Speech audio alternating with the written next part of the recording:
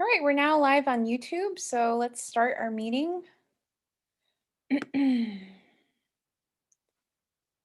All right. All right, so we'll start with our reading of our motto. The healing social life is found when in the mirror of each human soul, the whole community finds its reflection, and when in the community, the virtue of each one is living. All right, let's move on to excitement sharing.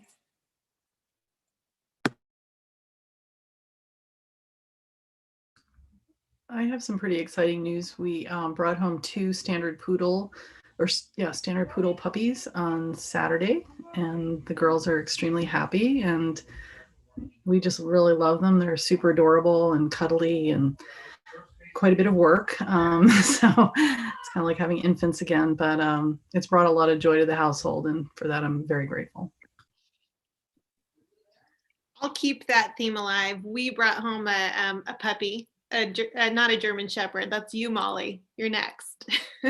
A golden retriever puppy on Thursday, and it has been like having an infant, but it's been a lot of fun.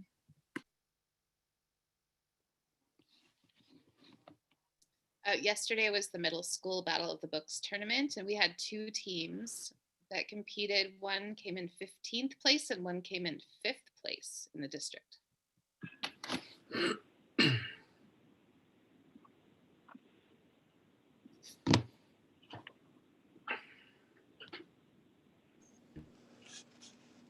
My excitement is that the power came back on in most of Austin, Texas, which is where my mom is and has been without electricity for 4 days straight. We're happy.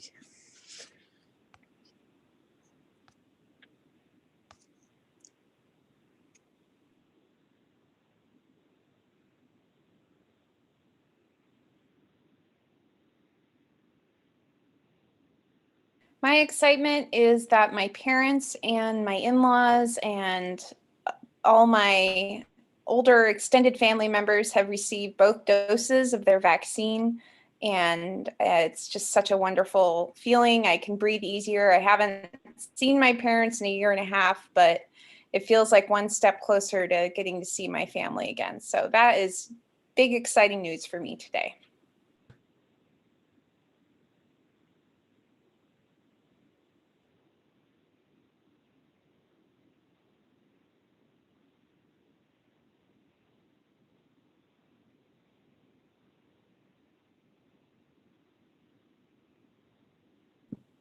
Do we have any other excitement sharing before we move on?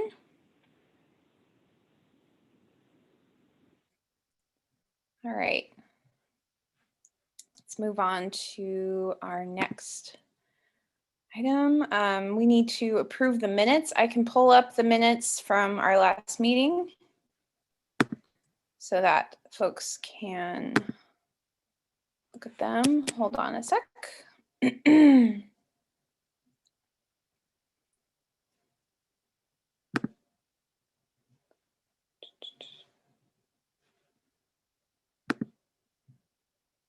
Oh, there we go.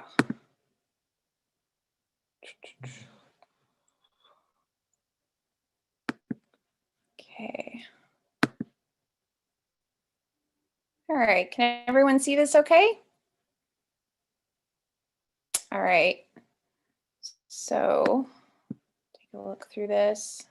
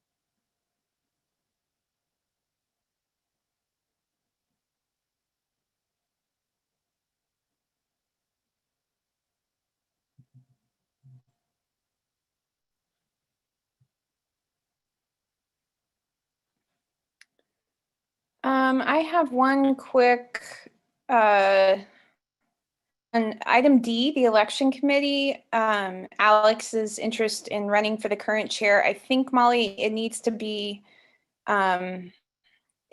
he doesn't run for it. He's elected by the WCC. He does run for a seat. So is there some language we can change to make that reflect that? It's just a minor nitpick, but yeah. So is he, he's already a WCC member. So is he Yes. appointed to the WCC? Yes, appointed is a better word, I think. Thank you. Okay. Or more clear. Are there any? Current chair is correct. Is that right? Yes. Okay.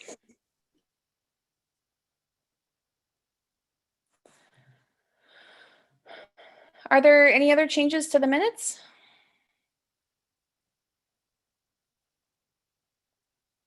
All right, can I get a motion? Hold on, need to figure out how to stop my screen share. Sorry, everyone. There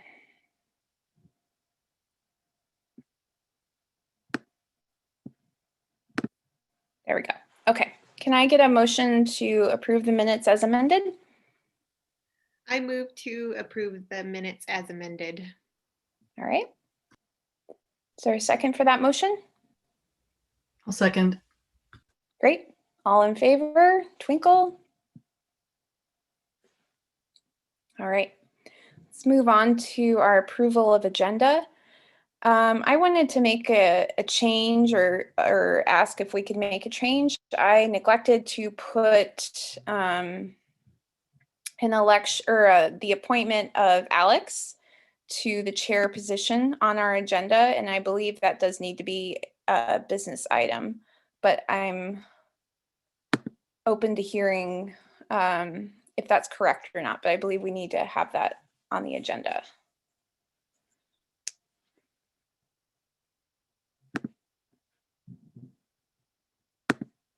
I guess I'm saying, can I get a motion to add to the agenda the appointment of Alex Schutz as our new chair?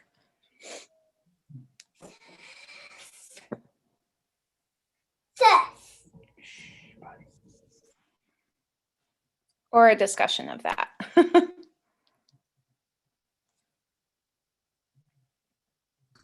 I'm not exactly sure of the wording that you're looking for, but I move to add that to the agenda tonight. Okay. Yeah, just a motion asking for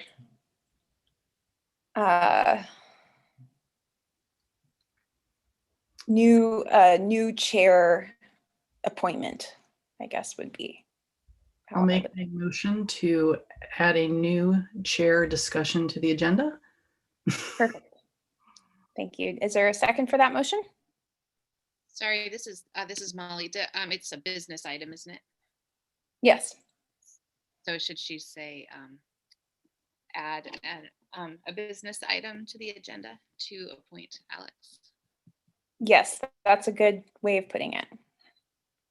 I'm so brain, it's like the end of the day. So I'm like, wait, me too, I know. So basically, I'd like to make a motion to add a business item to the agenda to discuss Alex's a potential appointment as chair of the WCC. That's very wordy, but hopefully that works. Thank you. Is there a second for that motion? I second. All right. All in favor? Thank you, everyone. All right, let's move on to community comments.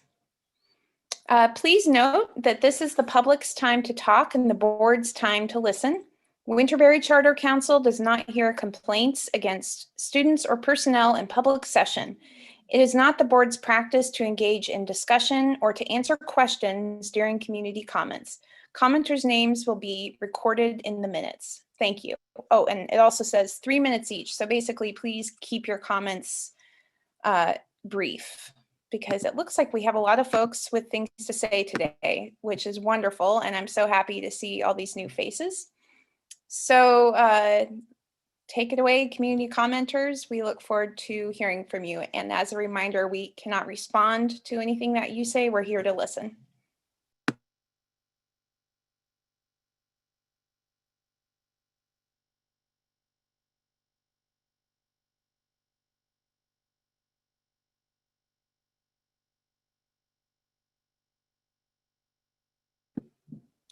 Okay, it sounds like there are no community comments today. Sorry, I do have a comment. Sorry, I couldn't find my mute button. Oh, okay, no problem. My unmute button.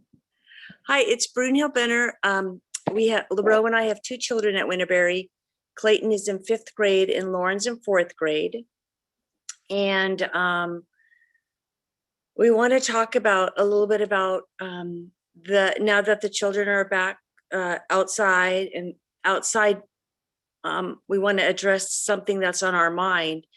And I just want to preface by saying we've been following guidelines as best we can, with the hand washing and wearing masks, being cautious, very small gatherings if at all, and just being as safe as possible. So we believe in the science.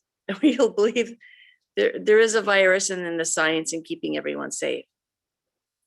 And we also know that with the children going back to school and playing outside, our understanding is that if the children wear masks and are outside, that the rate of transmission is very low.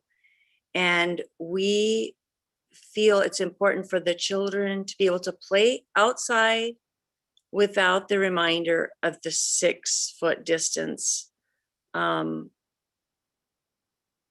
It's just something that our understanding is that, like I said, if it's outside and they're wearing masks, the transmission rate is low, and that it's healthy for children to be able to play together without being reminded of the distance thing.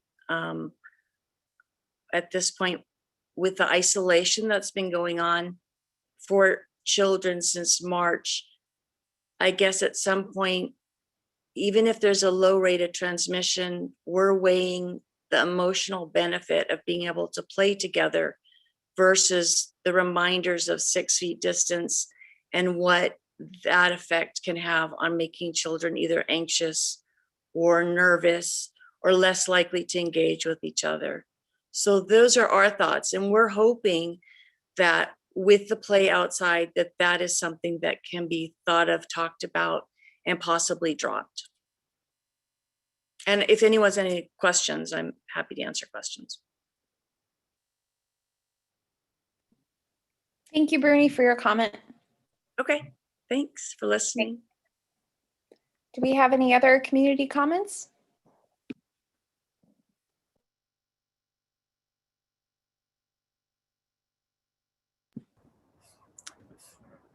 Good evening, everybody.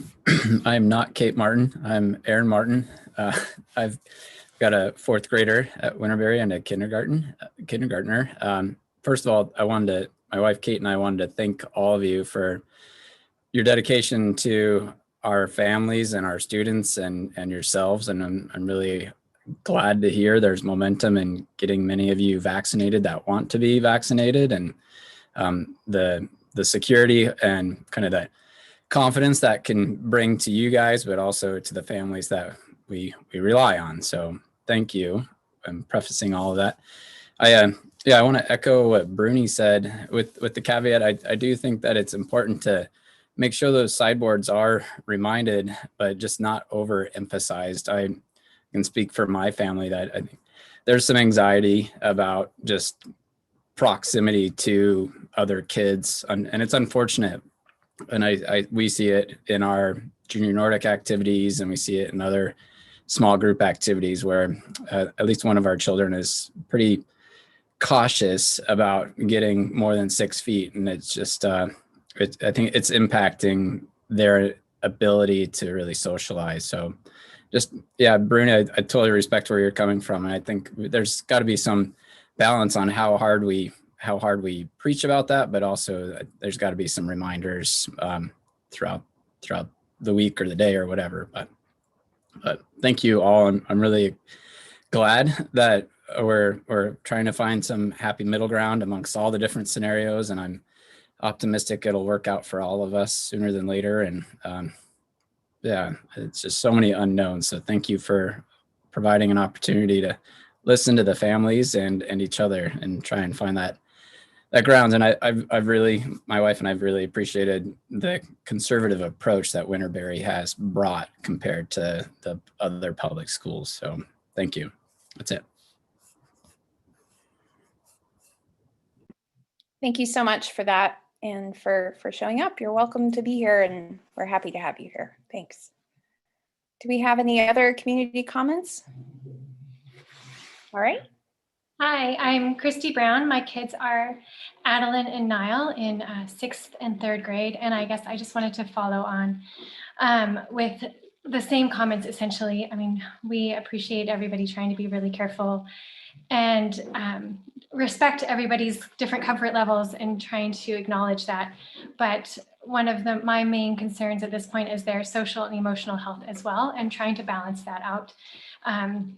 We definitely, we feel like we're a family that has been able to handle this pretty well, but I definitely see the effects within my own children. And so I want to make sure that that is something that Winterberry is continuing to keep in mind as you are trying to move forward in how you mitigate things with the kids and try and, finding that balance between keeping things really safe and letting them be kids. At this point, I feel we definitely need a little bit more emphasis on letting them be kids.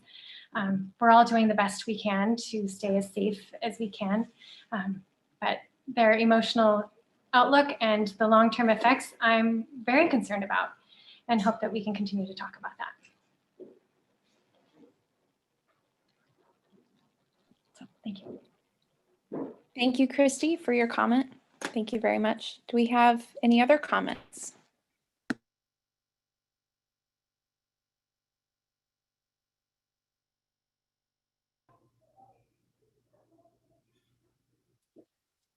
Hi, my name's Nick. I've had the pleasure of working with a lot of you lately, and I'm just happy to see that there's a lot more, community and parents being involved this go around, and I'm just glad that, I mean, to me, you guys have all heard me voice my opinion over the last few weeks or last month or whatever it's been, and I will just echo everything that they're saying too. I have noticed that with my girls being coming into the classes, how excited Presley has been, and how she says that these are just the best days ever. She is so excited to be back with her peers. It has made her so much happier. Ashlyn, where she's getting there, and the last few times that she has come, she's really enjoyed it as well too. So I just think that it really is time, and I know you guys are going to talk about it later, and wherever I can put my input there too. I'm just glad that hopefully that we can work towards making this all happen, and these kids get back to somewhat of a normal life and be around their friends. And I think it's going to be great for everybody, along with the community of the fam. I mean, even just us, we noticed ourselves that we were in the parking lot talking to other parents and stuff too. And I know that, we're not supposed to really be hanging out or whatnot, but it's just, you find yourself that even we need it just as much as these kids do, to be around other people. And so, I'm hoping that later on that there will be some good news throughout this meeting. So thank you. Thank you, Nick. Good to see you. Do we have any other comments?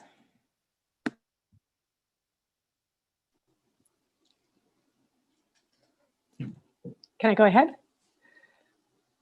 My name's Becca Bernard. I have a 5th grader, Leo, and so I'm going to, first of all, I want to echo the thanks that others have said. So much appreciate all that you have done, and I'm so glad that you all are getting your vaccines. And I also want to say I'm not super clear on exactly where things are at, but my understanding is that the WC is going to make a decision tonight about whether to go through with the plan for bringing kids back to school in the 4th quarter. 2 days a week and 2 cohorts. So that's my understanding. And if I'm wrong about that, I apologize, but I just want to voice my support for that plan. I think it's great. And I'm certainly ready to see kids going back a couple days a week. So yeah, I'm sorry if this is the wrong place in the agenda for that or not quite where things are, but I just wanted to take that opportunity to voice my support. Thanks.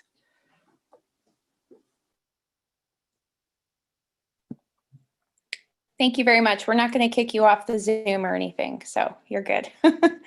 Do we have any other community comments?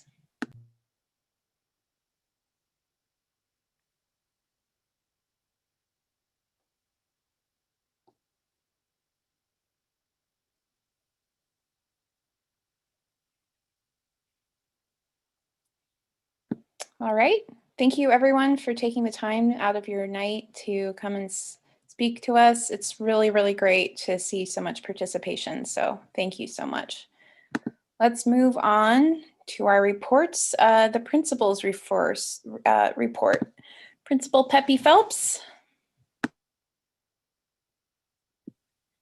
All right. Are you going to bring up, or do you want me just to, what would you like me to do?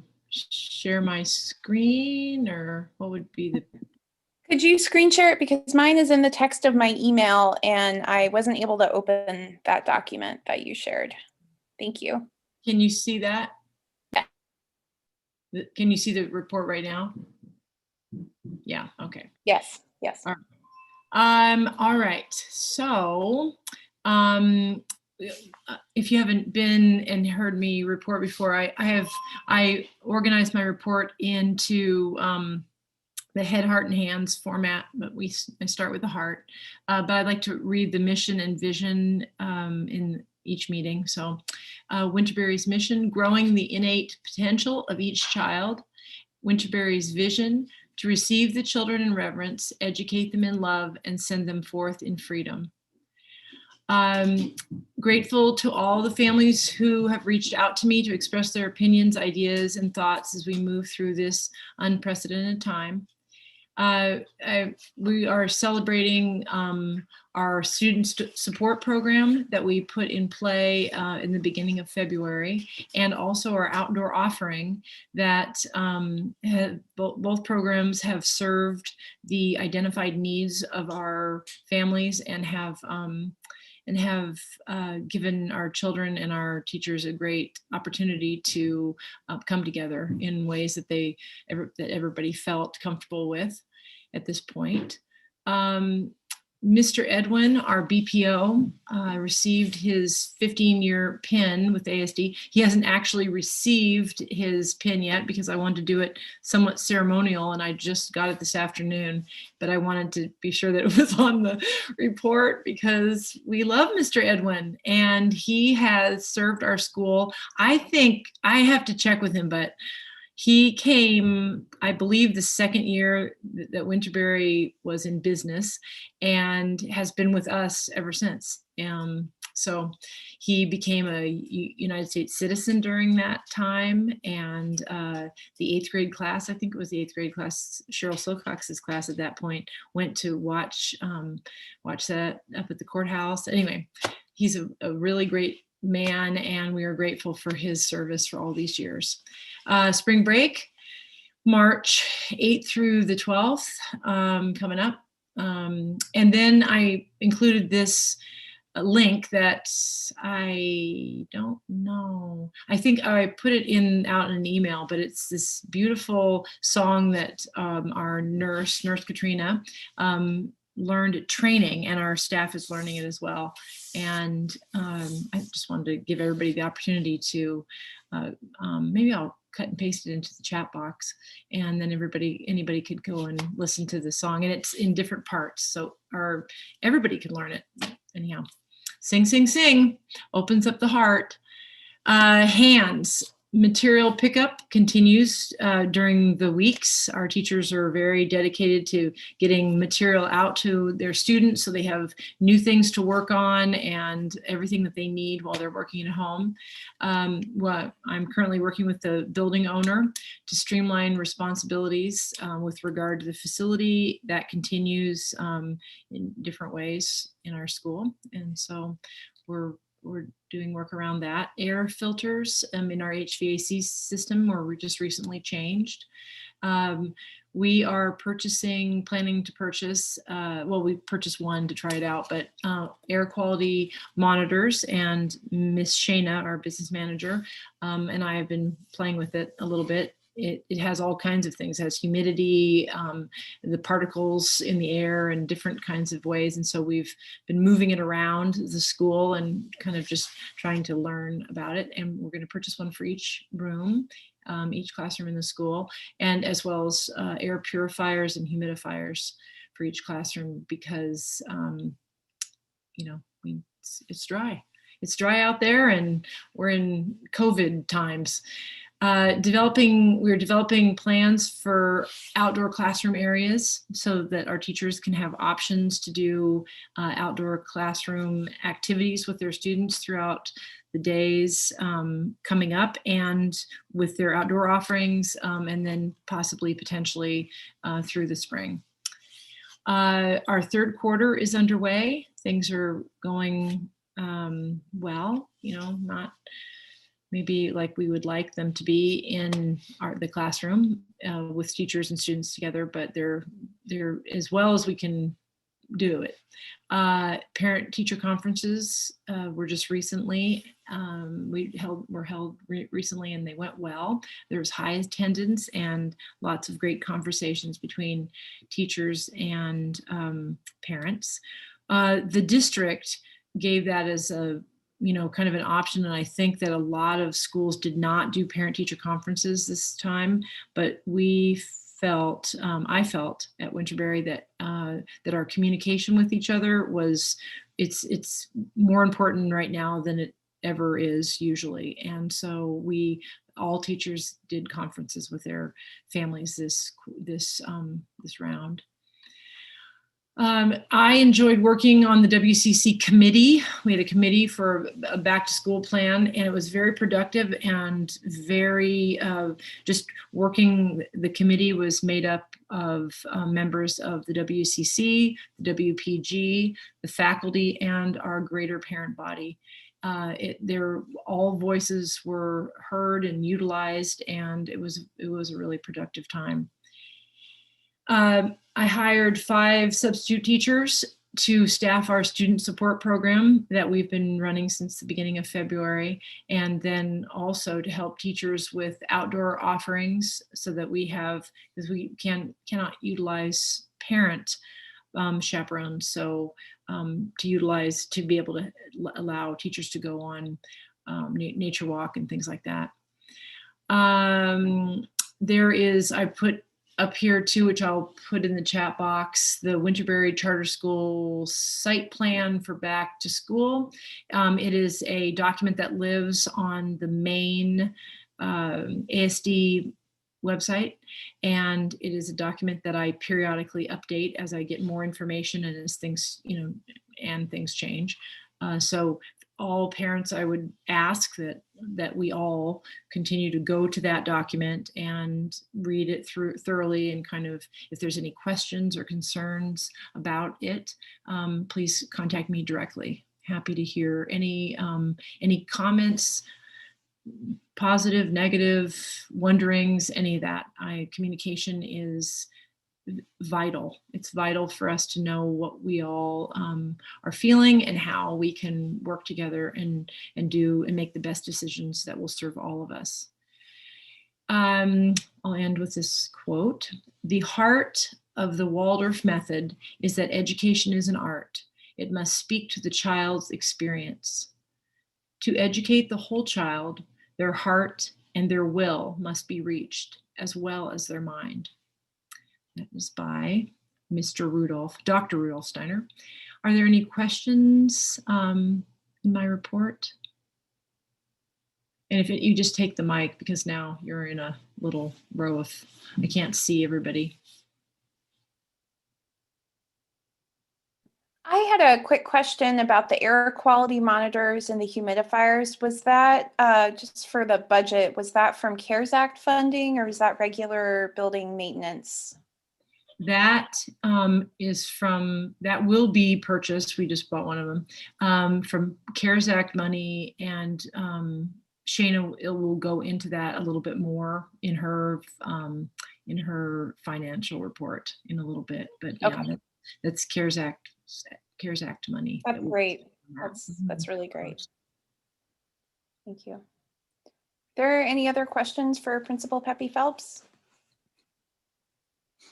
I just had a quick question about the substitute teachers. Will those teachers remain working at Winterberry if we go to the cohort model in the fourth quarter, or will their services no longer be needed? Well, as it turns out, they're kind of matriculating out of not all of them. 3 are committed to staying until the end of the year. And we will also be hiring 1 more, and 2 are leaving. One's last day was today, and another one's last day is next Thursday.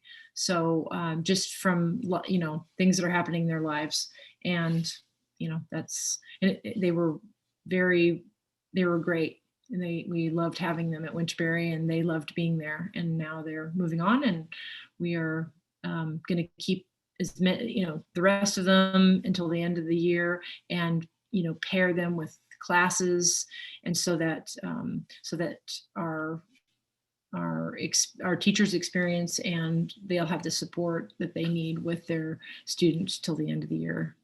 Pair teachers with other teachers. Thank you. Okay.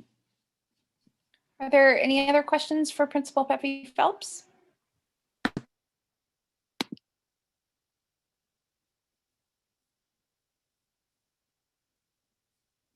Okay. All right. Thank you for that. All right, let's move on to a faculty report.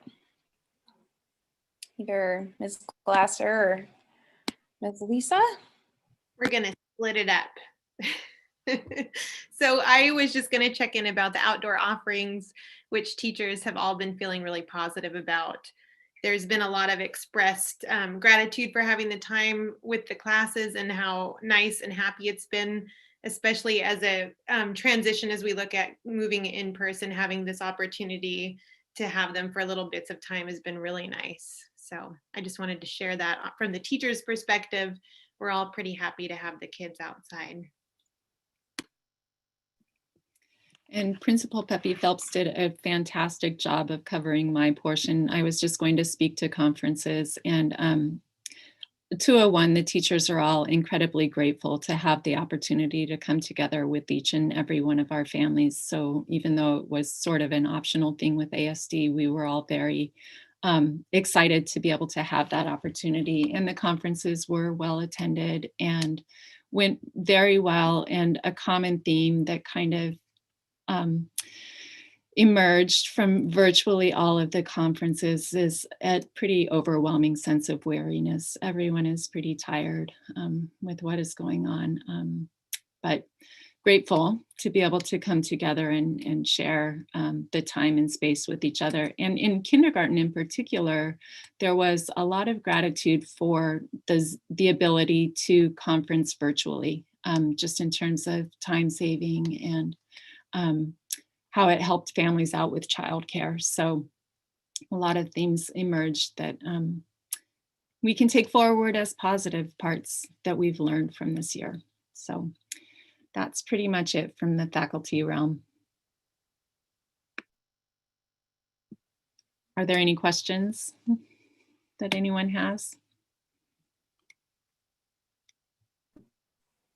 I just had a quick comment regarding the virtual aspect of the conferences, and I know it's probably kind of un-Waldorf-y, but it's been really nice as a parent for sure, especially now that I have a little baby, just to be able to do that. And I also think it's a great way to serve our community, our school community, to reach as many people as possible. So thank you for being open to that and to hopefully carrying that forward. I mean, there's nothing like the in-person getting to look at your kids' art and everything, but it's great to have that option. Yeah, thank you. I had several parents say that in my conferences, especially ones that have siblings or live far away. So I will say, I think that was a theme.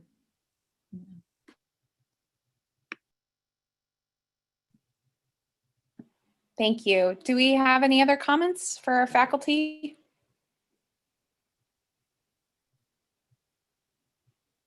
All right. Thank you, both of you. Let's move on to our WPG report. Jessie? Thank you, and good evening, everyone. WPG had a very good meeting earlier this month. Once again, well attended, and certainly lots of engaged parents and individuals who just joined in, which was great.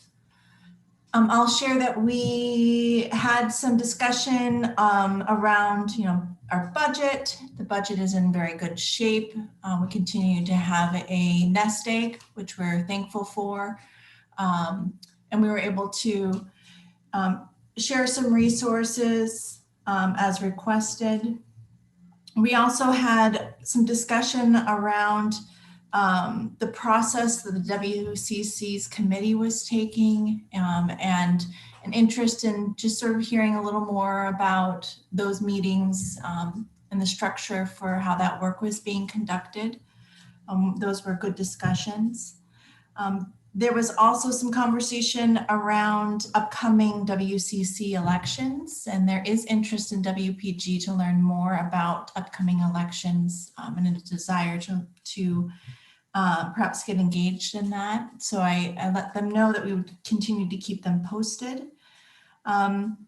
There was some fun discussion I wanted to share just related to upcoming circus preparation work, and really thinking about our 8th grade class. I know we all are, and given where we're at right now in this pandemic, those 8th graders are enduring quite a bit. And I was just really happy to hear just reflections of what's being done virtually to get ready and some of those upcoming plans. So that was great news, and I wanted to carry that forward tonight as well. And we also had discussion which was led by Principal Pepe Phelps, just related to the site plan, and good conversation about how that's available, encouraging parents to look to that site plan online. That's a living document. But I would just say in general, a lot of interest in learning more and hearing about the next steps the WCC takes with instruction of our students. That is the whole of my verbal report, and I'm certainly open to answering any questions any of you have.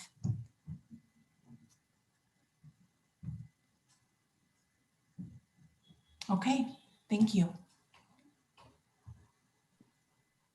Thank you, Jessie. All right, let's move on to a safety committee.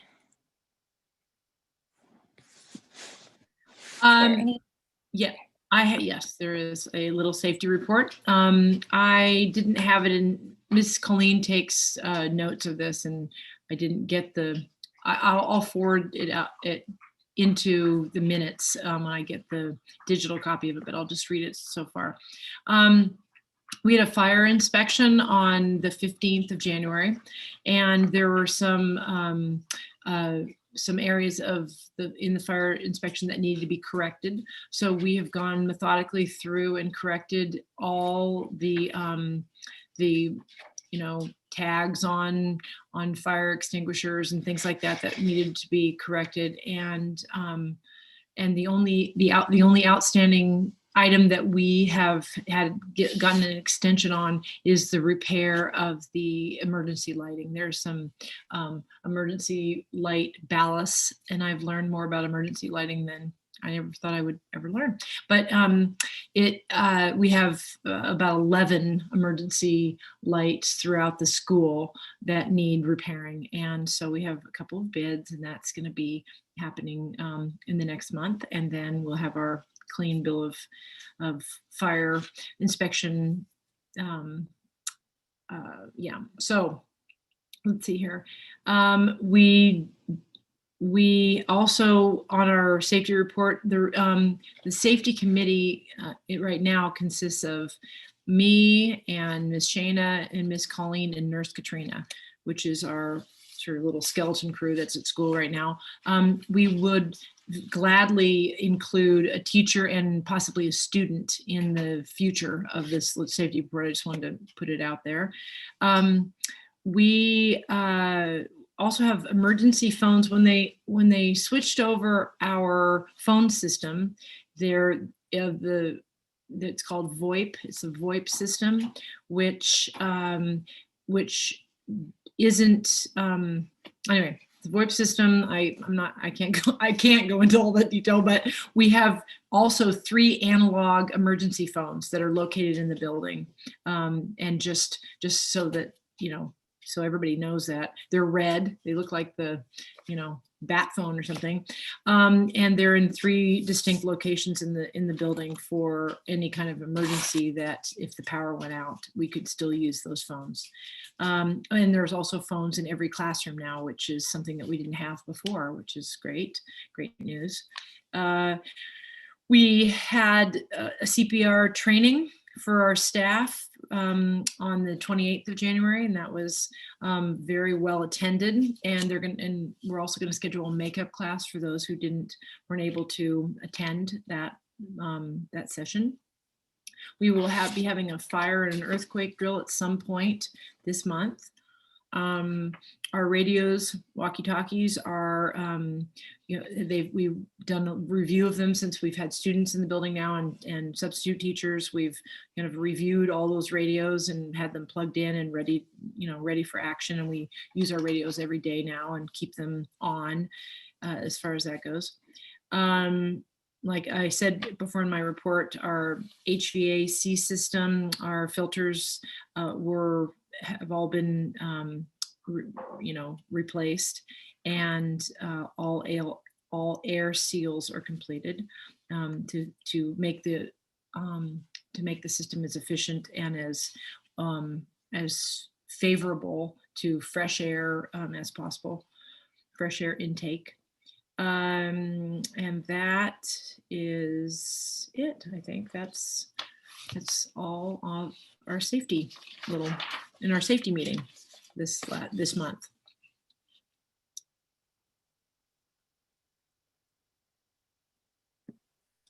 Thank you, and good catch on the emergency lights, because in my former life, I remember we had quite the expensive process of getting several dozen emergency lights replaced, and you just don't know you need them until a massive earthquake happens and it's dark. So that's a good thing to get fixed. Great. All right, let's move on to our play space. Is there anything to report there? Well, yes, there are interesting things happening. There's part of our grant committee, and there's parents and teachers and different people involved in looking at an agricultural grant, which I don't know if there's a grant, if there's going to be a grant report or anything, so I don't want to say anything, but there's I'm very impressed by the talent that we have at Winterberry of grant writing and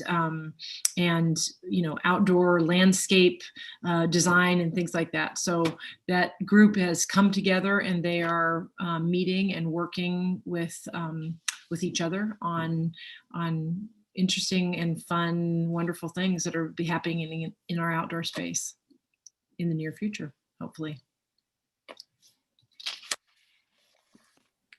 Let's have a quick sidebar about outdoor play space. I'm not sure if we need to have that on our agenda anymore, since the project that was originally merited placement is completed, so to speak. I'm just saying that out loud in case anyone strongly disagrees with me, but I think I might take that off the agenda from here on out. Okay, thank you. All right, let's move on to legislative policy. Okay, I have just a very brief report to share. So today was a big day because we saw the House was organized. So we are now working with within our House body in the state legislature. Madam Speaker Stutes is now presiding, and there are committees that have been organized, and they began their business today, and they will be having committee meetings next week. So there have been many bills now that have been verbally introduced earlier today. And of course, it's going to take some time to really dig in, but those different pieces of legislation have been dispersed to committee. And of course, the Senate has been meeting since the beginning of session. So there is legislation that's already being heard on that side.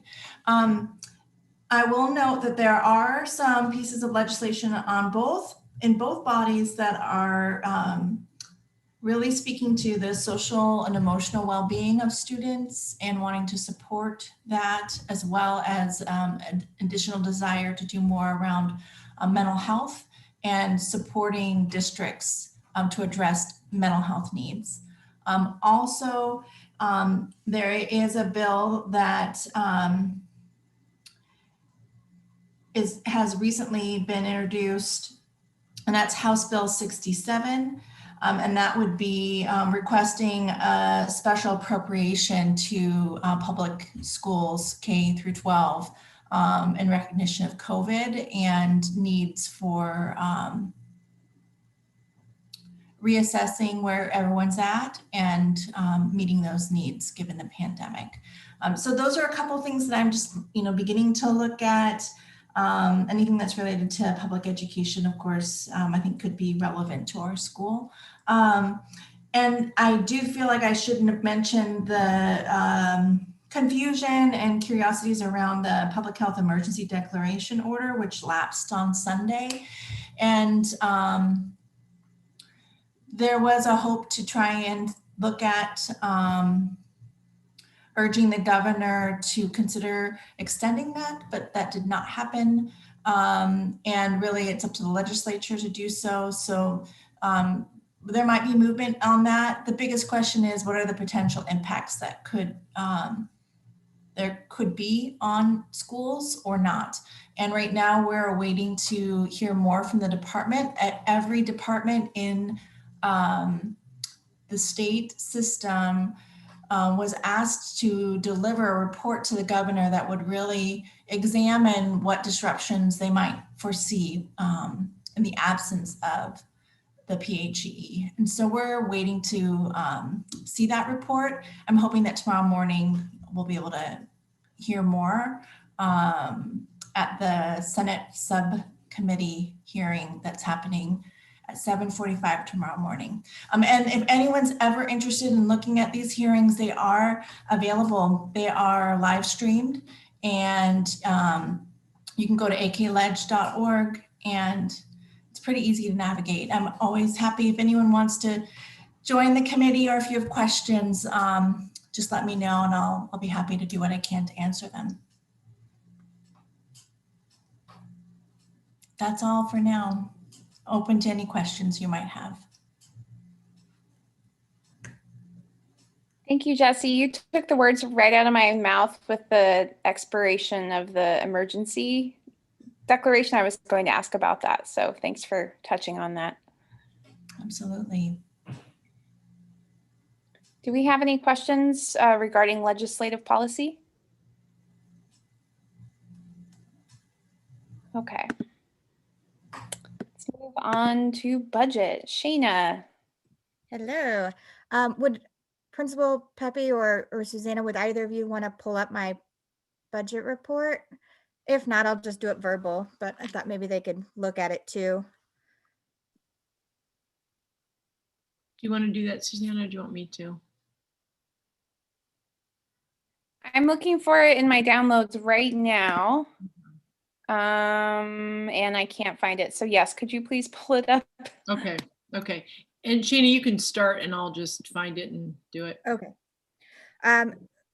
So the ESER one, which is our first round of the CARES Act funds, we've got a remaining $35,489 of that out of the $56,614, and that was the first round.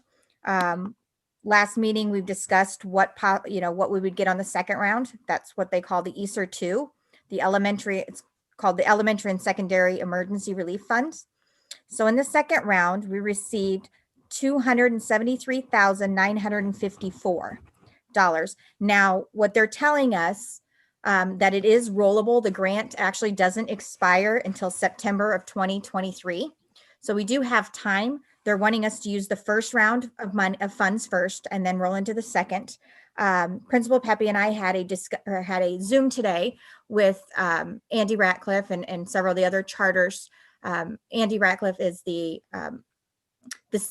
budget. He's the main budget guy who broke it down to us of what we're allowed to purchase with those funds and our allowable expenses. And also he just stated what the school district is doing for theirs. The allowable expenses, he said, additional staffing for student support. For instance, any students that are lagging because of the COVID or anything that would support students based on the situation that we're in because of COVID. Any additional, if you're needing staffing for a counselor, for student mental health support, those are something that we could use those funds for as well. Other ideas is the school district is doing a summer program and they're using those funds for the program and staffing. That is an idea.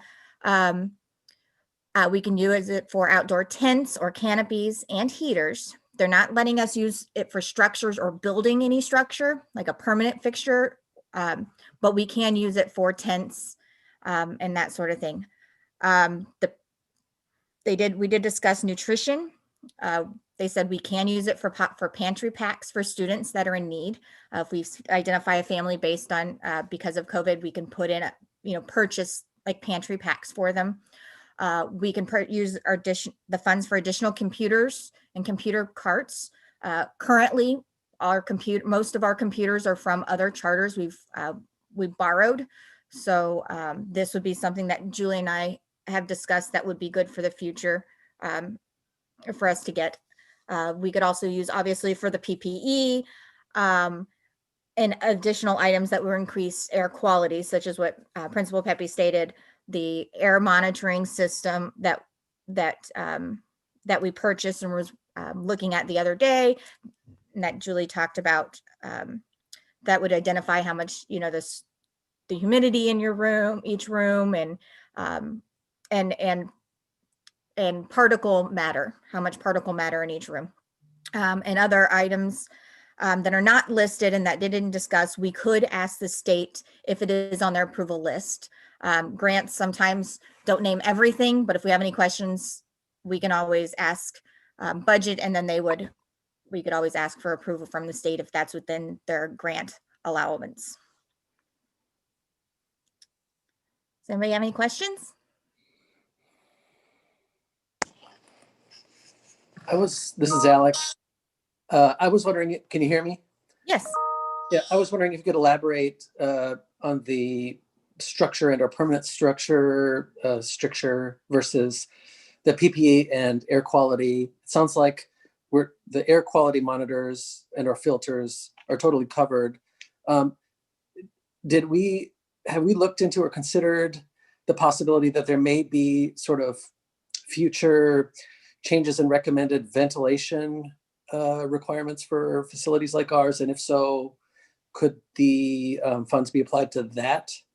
So if our building was a municipality building, and so the school district, a school district building, that is something that they're looking into. But because our building is owned by another entity, those funds cannot be put in a building that isn't ours. So yes, we can get, higher grade filters, but no, we can't restructure the ventilation. Does that make sense? Unfortunately, it does. Thank you.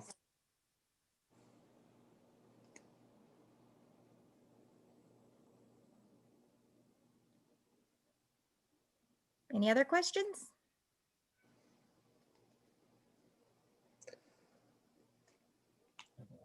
This is really great, and it's that second round of funds that's pretty healthy. So it's very exciting to think about what we could do with that to help our students. I especially think that, I mean, looking ahead to next year, I think that the effects of this might be a little delayed for some students. When things get back to normal, I think we might expect to see more issues crop up than we might have right now as the students and teachers start to really absorb what we've all been through. So having that mental health support available would be really something that maybe we should explore. So that's awesome. Yeah, I would second that, Susanna. I think the mental health support will be pretty crucial. So I personally would love to see some of those dollars go towards either hiring an additional counselor or, you know, however that support can be delivered.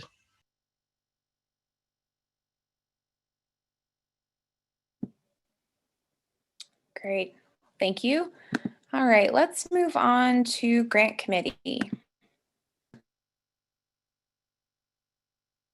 This is Alex. I think Peter's temporarily off the call. So I'm going to follow up on Principal Peppy Phelps' commendation on the skills of a lot of the members of our community who have contributed to work towards attaining hopefully some significant grant money for an outdoor garden that's been, I think, on our long-term goal for improvement of our landscaping. Essentially, we have 2 grants professionals on this team trying to get $30,000 in, I guess, state funding from the Division of Agriculture, State of Alaska. It would be $10,000 a year for the creation and maintenance of a garden. And I think what we have in mind is an apple orchard and some perennial berry bushes, gardens essentially in the easement on the north side of the property. And it looks beautiful from what I can tell from the aerial drawings that Una Martin, our WPG president, put together. So more skills and expertise. And of course, Thomas Jensen is helping with this. I think he's your 4th grade teacher. He's got some urban planning background, I think. And then of course we have Principal Peppy Phelps, who's a shrewd negotiator, because we are going to be perhaps talking with our landlord and neighboring utility owners in pushing this forward. So basically a $30,000 grant that we're applying for. Unfortunately, there's a lot of interest in this, unprecedented numbers of applicants for this particular grant. So this is an initial, a pre-application that we've submitted, and we're going to see. I think we'll do just fine. It looks like a great grant application from what I can tell, and we'll go from there to the second round, and hopefully we'll get some significant funds to beautify our school, and also the garden will serve as an educational sort of lagniappe to our school program. Principal Peppy Phelps, did I miss anything? I think. No, it was perfect. That's great. It was, again, like we've got talent. We've got talent here at Winterberry Charter School in our children and in our adults. And so it's exciting to when you're involved in seeing that talent playing out. So thank you, Alex, very much. Yeah. And that's all the news to report from the grant committee this month. That's really exciting. I hope that comes through, and thank you for doing that. Yeah, I agree. That's really cool to think that we could have an orchard. It's not something that maybe any of us would get to see really come into fruition, so to speak, but students 10 years from now will love it. And what a beautiful gift to nurture the school with. And I'm assuming that in the grant, there's very robust moose-proof equipment involved. Yes, I think that's definitely a consideration that's not been overlooked. Great. All right, we'll move on to election committee. So there's been a bit of a slow movement on this, mostly because I pulled up our membership rolls just to figure out what seats were vacant, who's up for re-election, and I need to be in touch with some folks about if they want to seek re-election. I am one of the people that is up for re-election. I will not be seeking re-election because I am phasing out in May once Miles leaves Winterberry. But it did raise a question that I didn't find in the bylaws, which if I were running for re-election, obviously I wouldn't serve on the committee, but I'm not. So I think I'm okay to still be on the committee, but I wanted to put that before the body just to make sure that there was full transparency about that. The second issue is that we still need a community member to serve on the committee. I've not had any interest. It's a pretty minimal time commitment, but I really want to make sure that we're in accordance with our bylaws and do this the right way, which is why we haven't had our election yet, because the election committee consists of a WCC member, faculty member, and a community member. And we do not have a community member right now. So I'm going to get in touch with Miss Colleen and see if she can send out another notice requesting that. I feel very optimistic that we'll have our election in the next few weeks once we find someone who's willing to give a few hours of time. I just want to give everyone an update. And then I will be in touch with those members who are up for re-election individually, because I don't want to spend the time in the meeting going over that. So I don't want to just assume that everyone is dying to serve another 2 years on the WCC. But so that's my update. Next up, we have our first item of business, which is our school reopening committee follow-up. I would love to hear from a representative of the committee offering the committee's. Yes. So I'm happy to speak for our committee, but I would really invite all of our committee members, and thank you for joining us. If you haven't already turned on your camera, please do. Thank you. You know, before I start and talk about the work of the committee, I really want to sort of center any conversations we have back to the WCC. The committee's work was really rooted in an understanding that the WCC must be at a place where the body is wanting to move forward for in-person instruction. And so the WCC's work would be prefaced upon that. And so really my initial question to this body is that the direction that you're wanting to go? We as a committee did, we worked very hard and we met multiple times. We do have a recommendation, but that only being if that is indeed the direction that this body is going to be taking.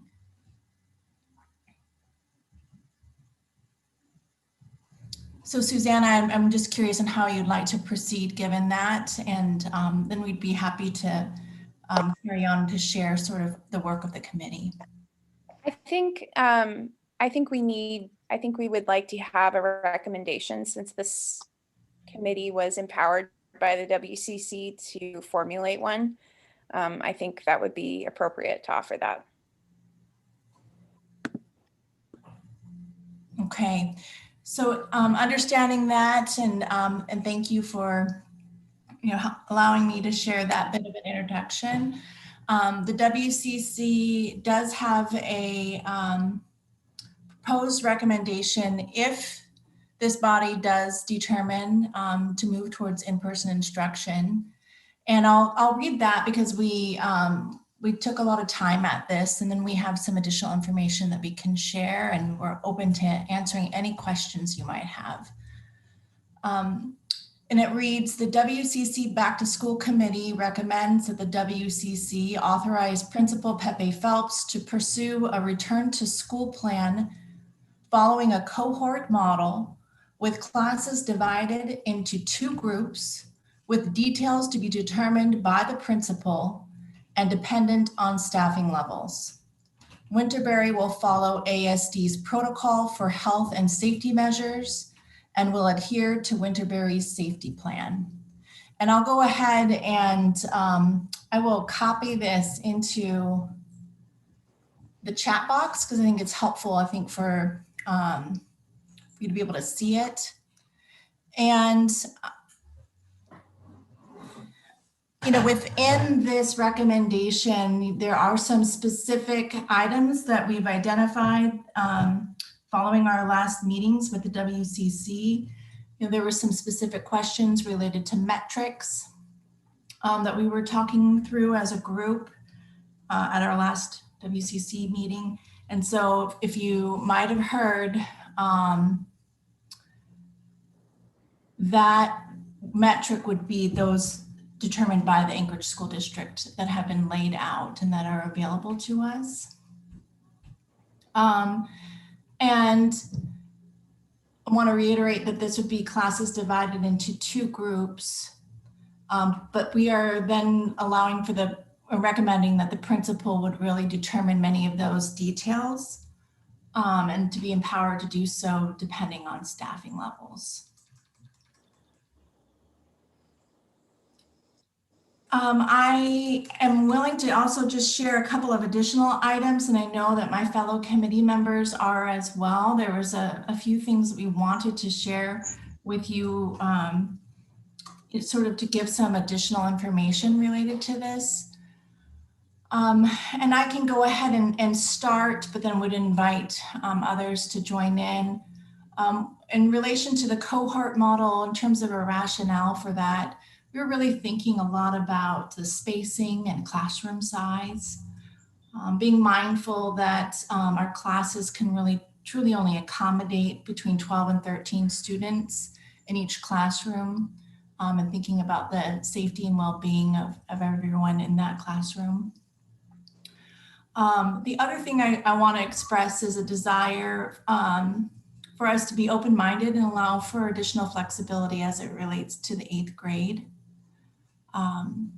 You know, there might be some additional plans or accommodations yet to be determined in order to really hold that class and support them as they complete their school year and their journey through Winterberry. And there were some other items, and I don't know if any other committee members want to jump in, and please do if you'd like.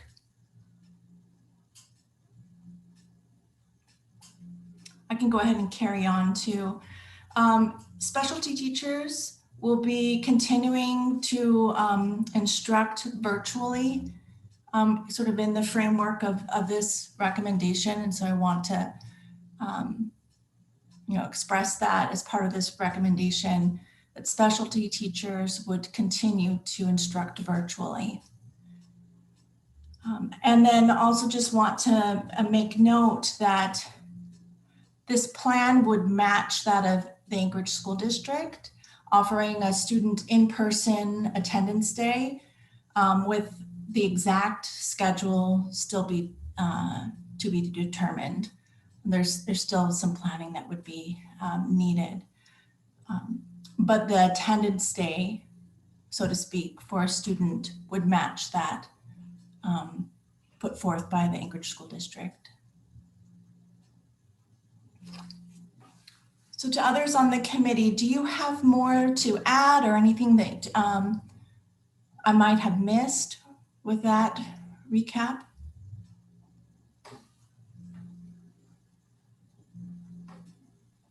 I think that was a really good recap, Jesse. Thank you so much. I mean, the only thing that I'm aware of that's transpired since when we met last and now is, you know, teachers are now eligible to get vaccinated if they want. So, you know, for me, this recommendation, I think carries even more, I don't know, I think it's even more not valid or whatever, but just the fact that teachers are now eligible to be vaccinated makes me feel, as a committee member, more comfortable putting this forward to the WCC. So I just thought I would mention that. Thank you. Thank you, Paula. I want to quickly acknowledge a question I see in the chat, and then would invite other committee members to also join in if you wish.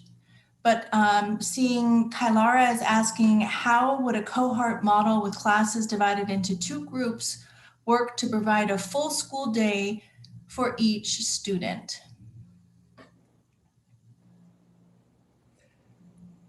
Does anyone on the committee wish to address this question? This is Alex. The answer is it wouldn't. And the reason for that is because of constraints. And those constraints are safety related constraints as well as teacher limitations on what they can provide in a cohort scenario, as well as a mixed online in-person scenario. So the committee's decision was sort of dictated, the decision, or the committee's proposed recommendation for if the WCC would like to do in-person learning, that decision was directed by what's possible given our teachers' time constraints as well as safety. So, for example, and I'll get to this question in just a second. The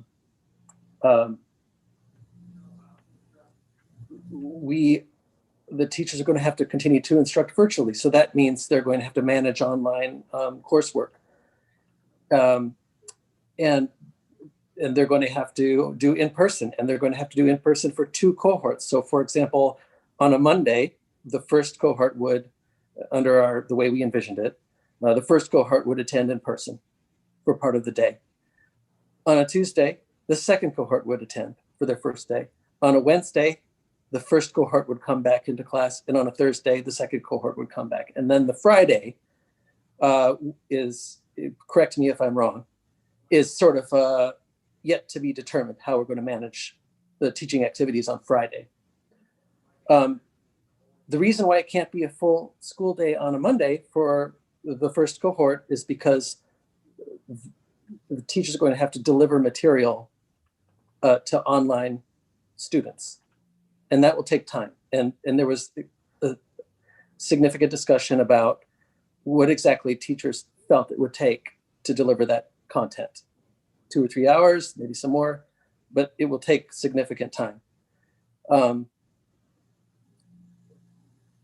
Stop me if I'm getting any of this wrong, but I think, and of course, the 2 cohort, we're saying, 12 to 13 students. Well, the reason for that is, it's a geometric reason, right? If you want to separate your students 6 feet from each other, you can fit 12 to 13 students in a classroom. We measured the classrooms. We made a determination that that's the size of the class that we could accommodate at this time.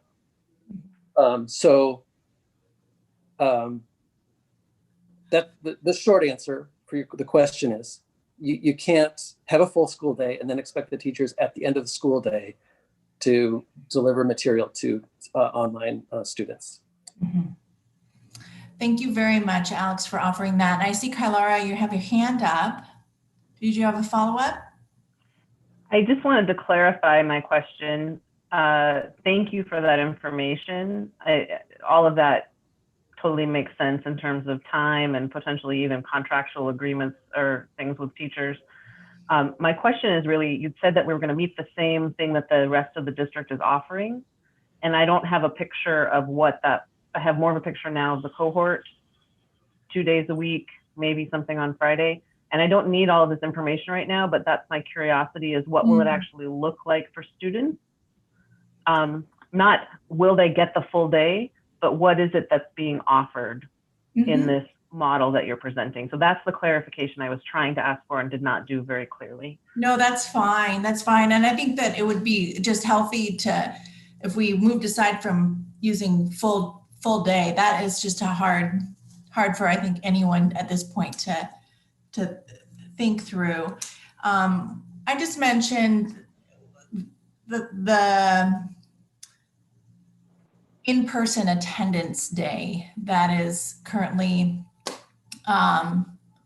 in play with Anchorage School District, but I don't want that to by any means kind of take us off track.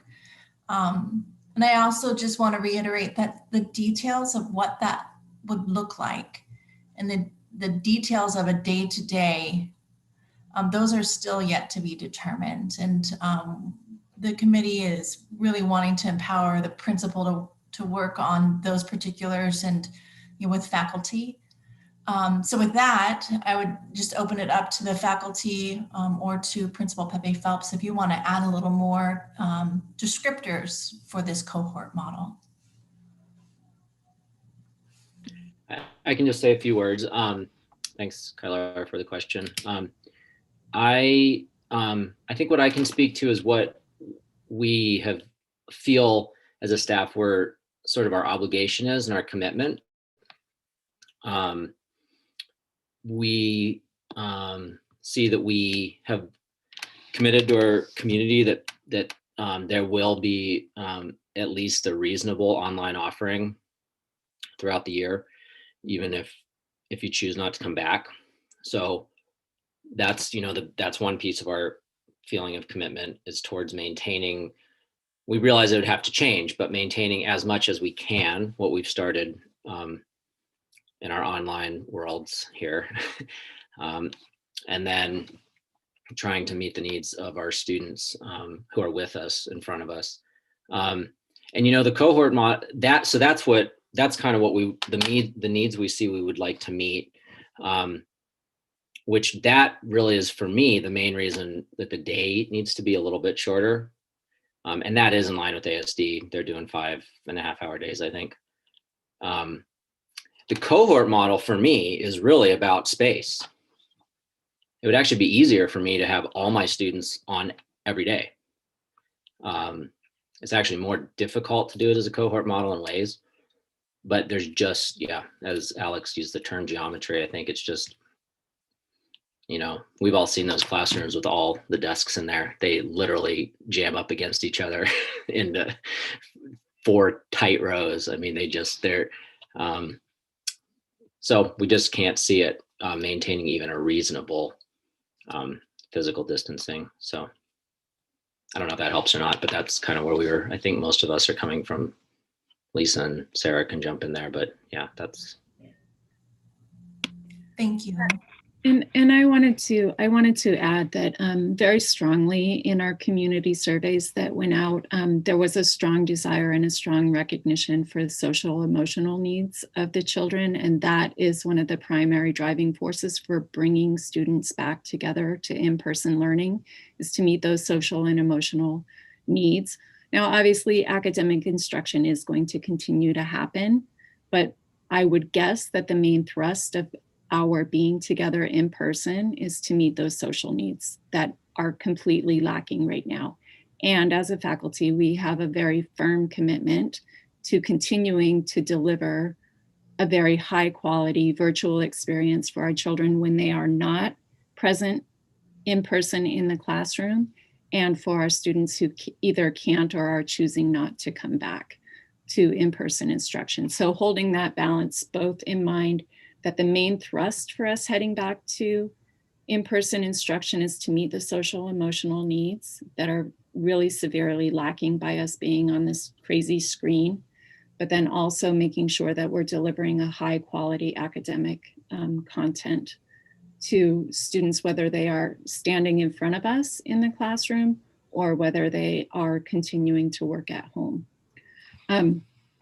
And so, I mean, it's a bit of a mixed picture, and I don't know, Kylar, if this kind of gets to the question that you're asking about. I mean, what it's actually going to look like is probably going to vary from grade to grade, because, you know, the social emotional needs of a kindergarten child are very different than the needs of an 8th grade student.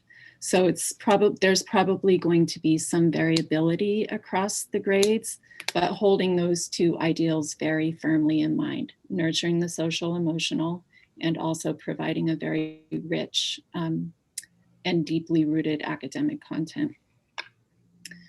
And then what that really looks like is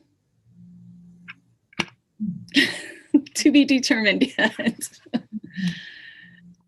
I don't know, Principal Pepe Phelps, do you have anything to add to that? I know you've been thinking about this a ton and from a big picture point of view.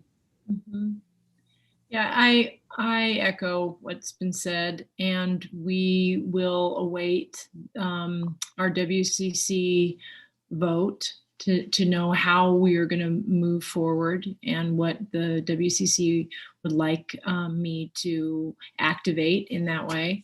And then I feel confident that with, the rich faculty and staff that we have and our parents and all the needs that have been ongoing, that we'll be able to put together something that will serve our families the best that we possibly can in the fourth quarter of this year.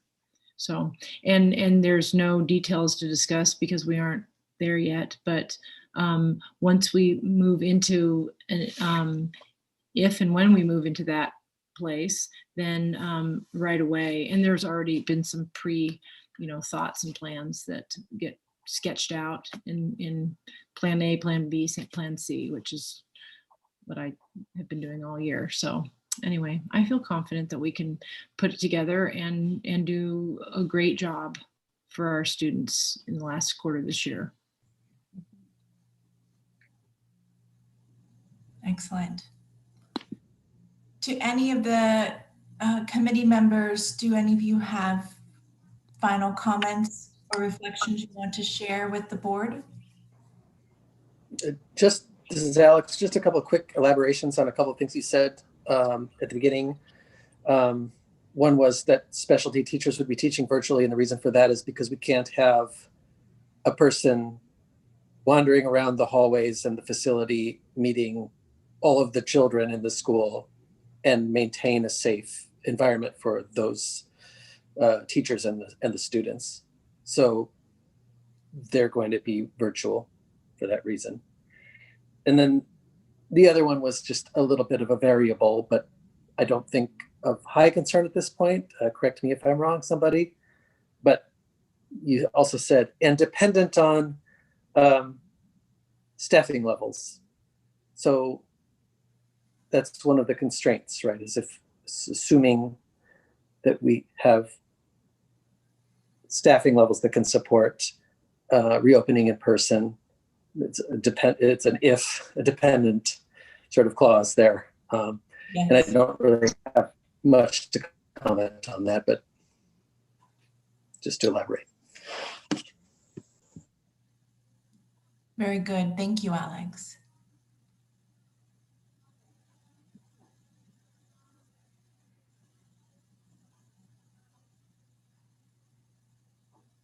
Are there any final comments from the committee?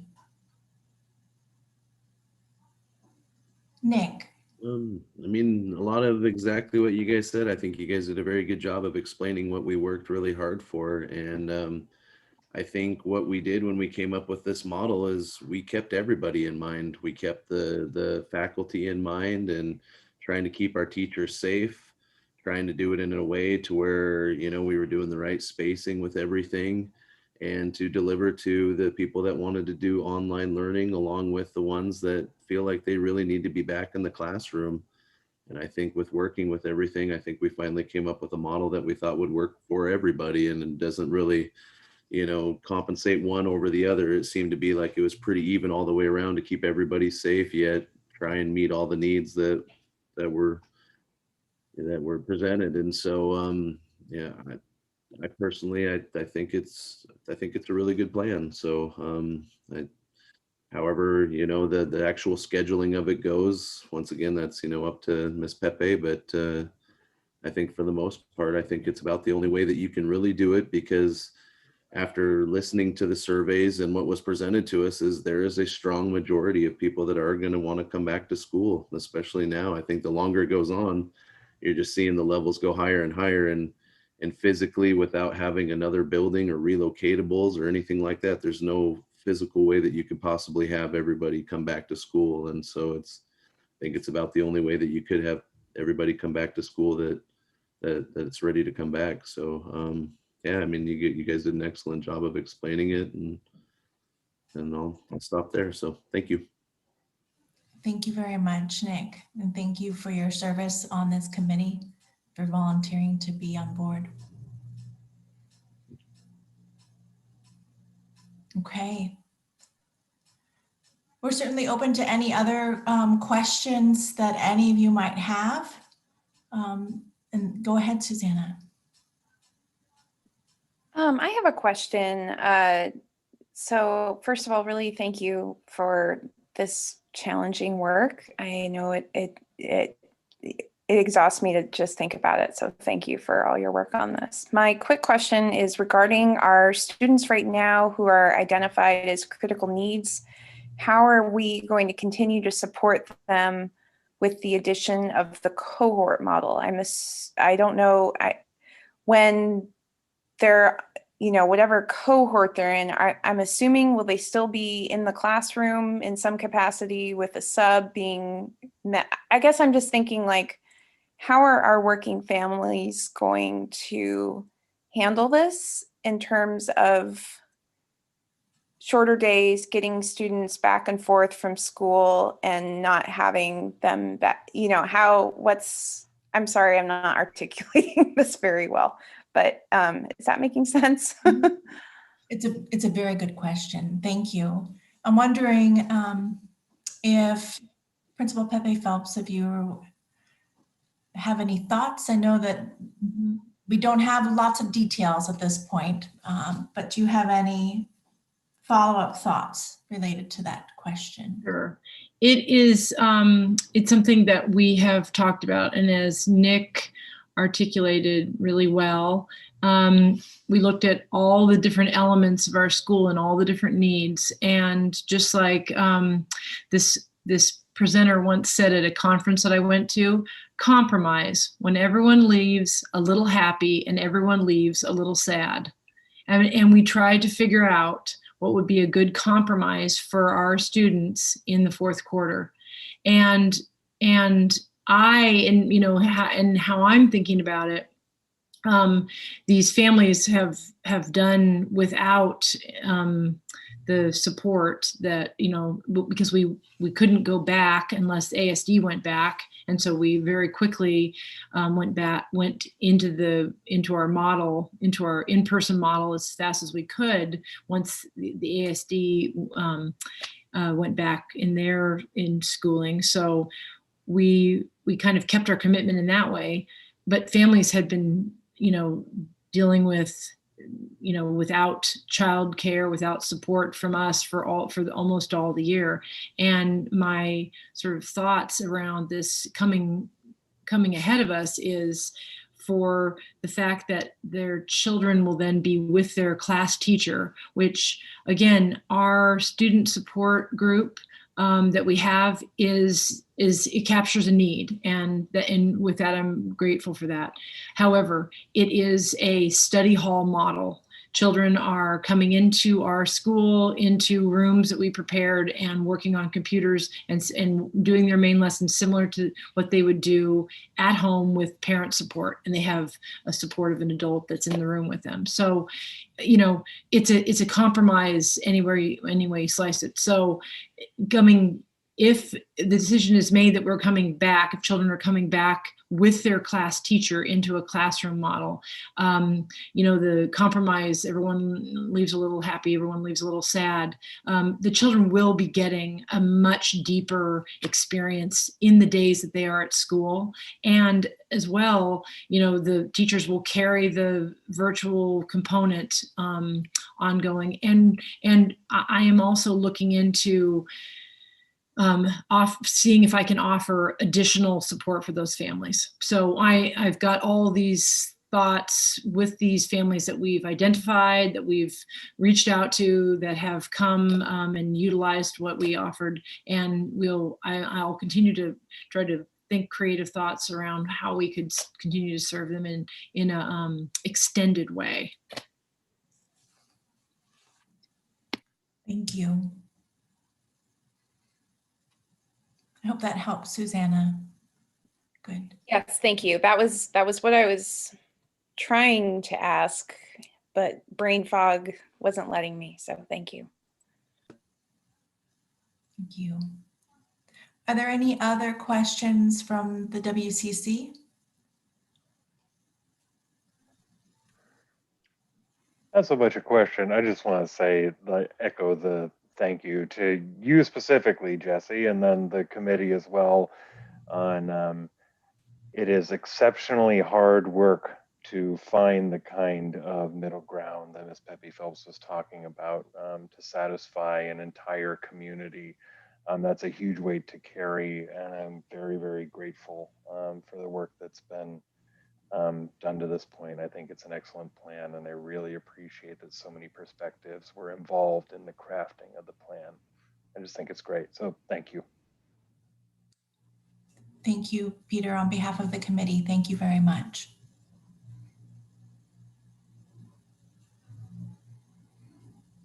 Okay, so Susanna, I'll turn it back over to you. Great. Thank you again, committee. I feel like this is a recommendation that we can work with, and I would like to hear any further comments from either the WCC, although I think you had your chance, and if there's any community members who have any comments they'd like to make at this time, I'd we'd love to hear from you.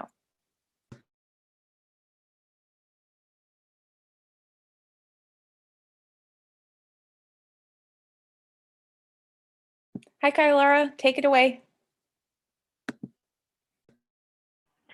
I don't attend this body very recently, so I don't know who's on the committee and who's a community member. So I know I tend to speak up, but I wanted to hopefully leave room for people to speak. I'm here tonight because I wanted to hear what the general planning is. I'm involved with the school district in another school, and we've been working very hard to bring ourselves back to in-person. And I understand it's complex. What I want to bring to this body is that the decision, I think, would be very helpful if it could be made soon and communicated incredibly clearly to families, because it's really hard, as all of you are aware, to make all these plans and to have this potential thing happening but not know what's happening and not have information coming out very robustly about what might be happening. So that's my main communication is, I know you're working really hard to figure it out. And as clearly and quickly as that can happen would be really, really great. And I have lots of questions and ideas about, you know, the specifics, which what I'm hearing is the specifics haven't been decided. It's more a decision about whether to do a cohort. And the one question I have is, will the virtual students also be in a cohort model? Or are they going to be having a daily same schedule, and then the cohort students are going to be virtual on their off days? That was the one piece where I was like, I don't have that picture. And that may be a Well, I'll try to answer your question. Every day, a lesson will be delivered to all students. A main lesson will be delivered to all students. Some students will be in person, and other students will be virtual by their and teachers will craft that in different ways, like they do their classrooms anyhow. You know, some do Zoom, some do recorded lessons. And let's see, we will plan for 100% of students to potentially come back to a classroom. I mean, there will be a place for every child in the classroom in the cohort model. So there may be children that will, and we're also going to plan, kind of dovetail the sibling element as a priority and how we decide who's coming back when, because that way, less trips to school. So those elements will be taken into consideration while we're planning things out, and there'll be just an offering for every student in every class. They'll be assigned whatever their cohort day is, and they'll go from there. But every day there'll be a main lesson, and the specialty teachers will have also an offering for all the students. So is that, do you have any follow-up or? So what I hear you saying is that the virtual offering is going to continue, and that students will have an option to come to school 2 days a week instead of doing it at home. And so it's not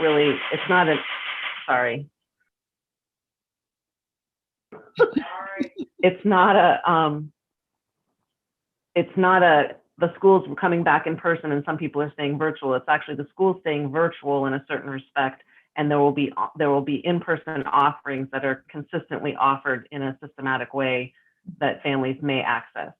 Mm-hmm. Okay.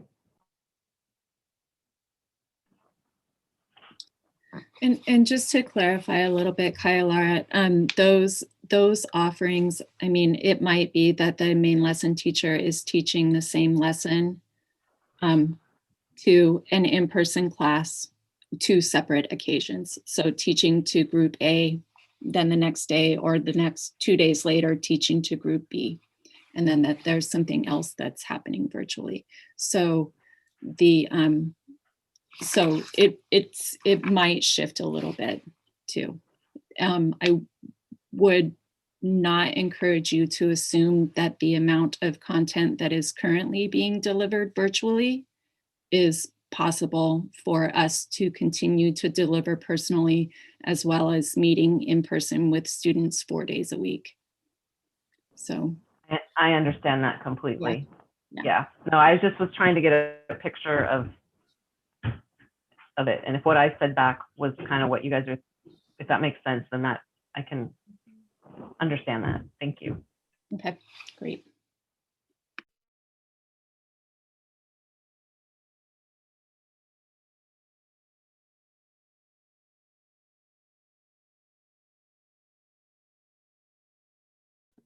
Are there other comments from the community regarding this proposed plan?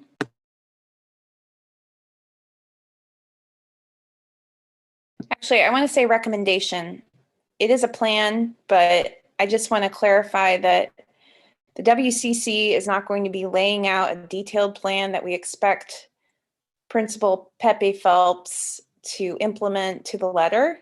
What we are doing is if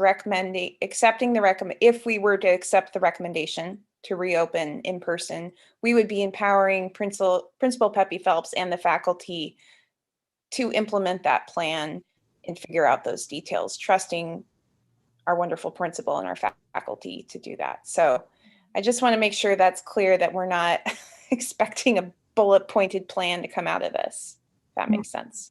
Yes, and Susanna, if I may, I also just want to articulate one final time that really this committee's work is only valid if the WCC determines it wishes to go back into an in-person instruction model. And that is the intent of the committee. And I want to be clear in stating that intent.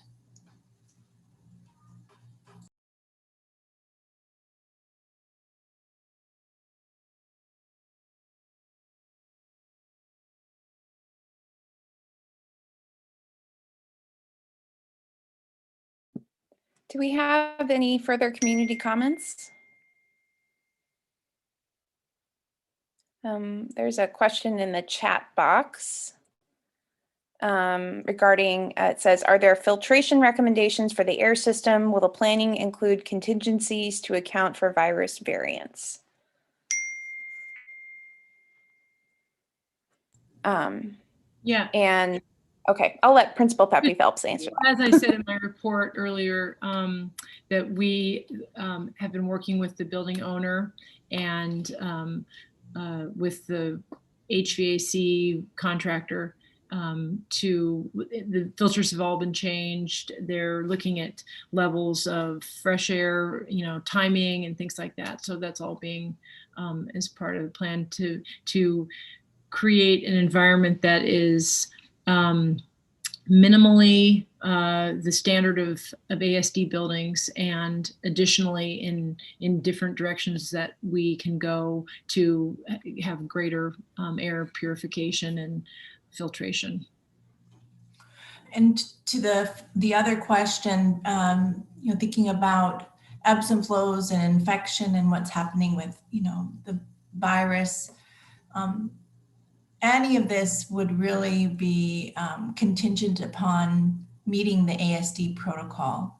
And there is a set of, if this, then this happens, clear protocols that the school district has laid out, and our school would follow those protocols to answer your questions around contingency planning. Absolutely. And we have been, our administrative team of myself and Nurse Katrina and Ms. Colleen and Ms. Shana have been working with all the, setting up the school as we welcomed our support program in the beginning of the month, and we're just working on how protocols actually look. What does it seem like when children are in the building? What is it like being in a classroom with children? And I've been working with the first and second graders and outside and inside, and just protocol around, our restrooms and the things that we do, masks and the requests of children and things like that. So we've been, since the beginning of February, have been, practicing, so to speak, on a smaller group of children and seeing how it all plays out.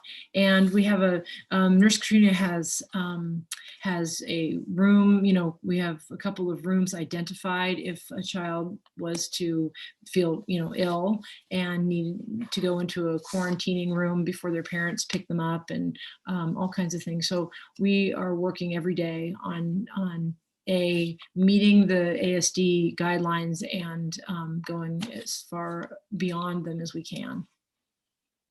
Above and beyond, as we say.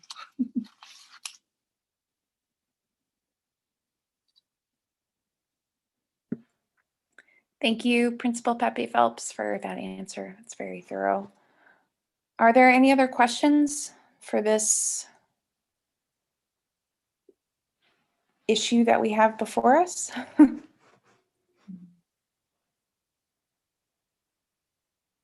Okay, I think we've had pretty extensive discussion over the last few months.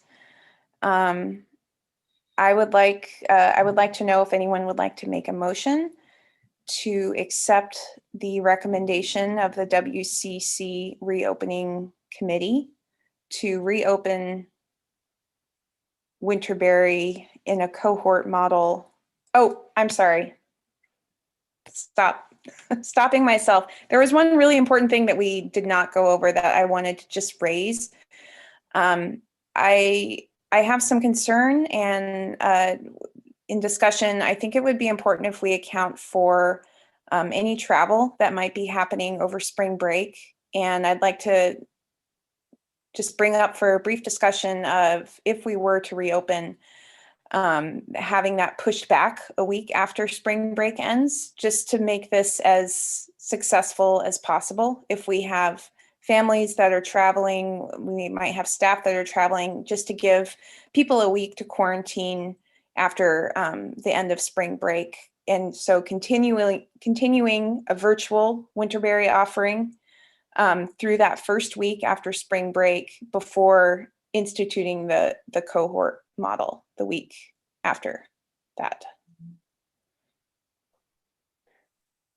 would it be possible to have things begin after spring break, but families know that if they do choose to travel, which I feel like will be kind of a minority at this point, that their reentry will be delayed, or do we not want to open that Pandora's box of just trusting a very large community? I understand if we don't, but I'm just thinking about the messaging around it and how neat and tidy the coming back after spring break to that might be. Anyway, open up for thought. I think a staffing issue might also come into play, but I also I see several hands raised, so I would like to turn that over to other people. Whoever would like to go first. Go ahead, Jeremy. I'll just say really quickly, this did come up at staff meeting today. And, you know, I think I'm speaking for our staff when I say it's almost a bigger reason for us than the quarantines that may be required after spring break for staff and students is we simply don't exactly see ourselves being able to hit the ground running on March 15th with a brand new plan that we have not had any chance at all to really work on. So what we talked about in staff meeting is we do need significant time, whether it's the week before spring break or the first week back, one or the other. We need time to put together our cohort models, keeping families in mind. Julie's going to work on that for us. Julie and Shayna, thank you. But nevertheless, that will take some time and energy, and just wrapping our heads around the space we'll be in and what it looks like to do an online offering every day and teach as well. So we did discuss this fairly extensively. So for what it's worth, I think it was, was it unanimous, you guys, Sarah and Lisa? Was everyone in agreement that we would, for a number of reasons, we think it's a good idea to do it properly a week later than to jump into it? I don't know. I'll stop talking. I don't think it was unanimous about the time. I think it was unanimous that we needed the time to be able to collaborate, at least in grade level teams. And the big one is we don't have a schedule. So even deciding who's going to be in what space at what time, because we can't just go back with anything that we have used in previous years. And so there's a lot besides moving desks around and small stuff like that. There's a lot of work. So whether we take that time before spring break or after, I think the unanimous part was just that we needed the time. And there were a lot of faculty that felt that a week later was best, but I don't know that was a unanimous. We did not vote, but I don't remember anyone speaking in favor of starting right away after spring break. And some of the conversation that we had around it at faculty meeting was that it in some ways makes sense for us to use that week following spring break to do the preparation that we need to. Some teachers will be traveling for spring break and need to quarantine. Some students will be traveling during spring break and need to quarantine. And so, planning for that buffer week and planning for it to be useful time for us also seemed like a good idea. But again, as Molly noted, we did not take a vote on that. That all sounds great. I wish I could say I was playing devil's advocate, but I was honestly just not being very intelligent in my thinking around it. I appreciate all that explanation. It makes total sense to have that week after spring break. I'd just like to introduce a little controversy into the discussion. I feel that this is not a kind of the precise day or the way we reopen or how we manage which class is going to be used is really a principal decision. Personally, I feel that's just my 2 cents. But all the concerns raised so far seem like reasonable concerns to consider.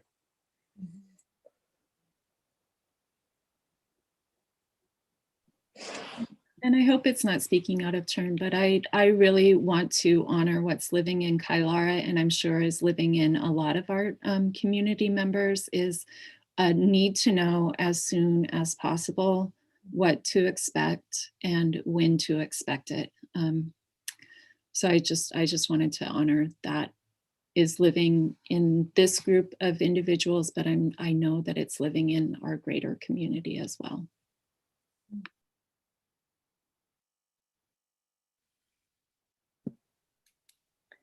Thank you. Is there any other comment before we move forward?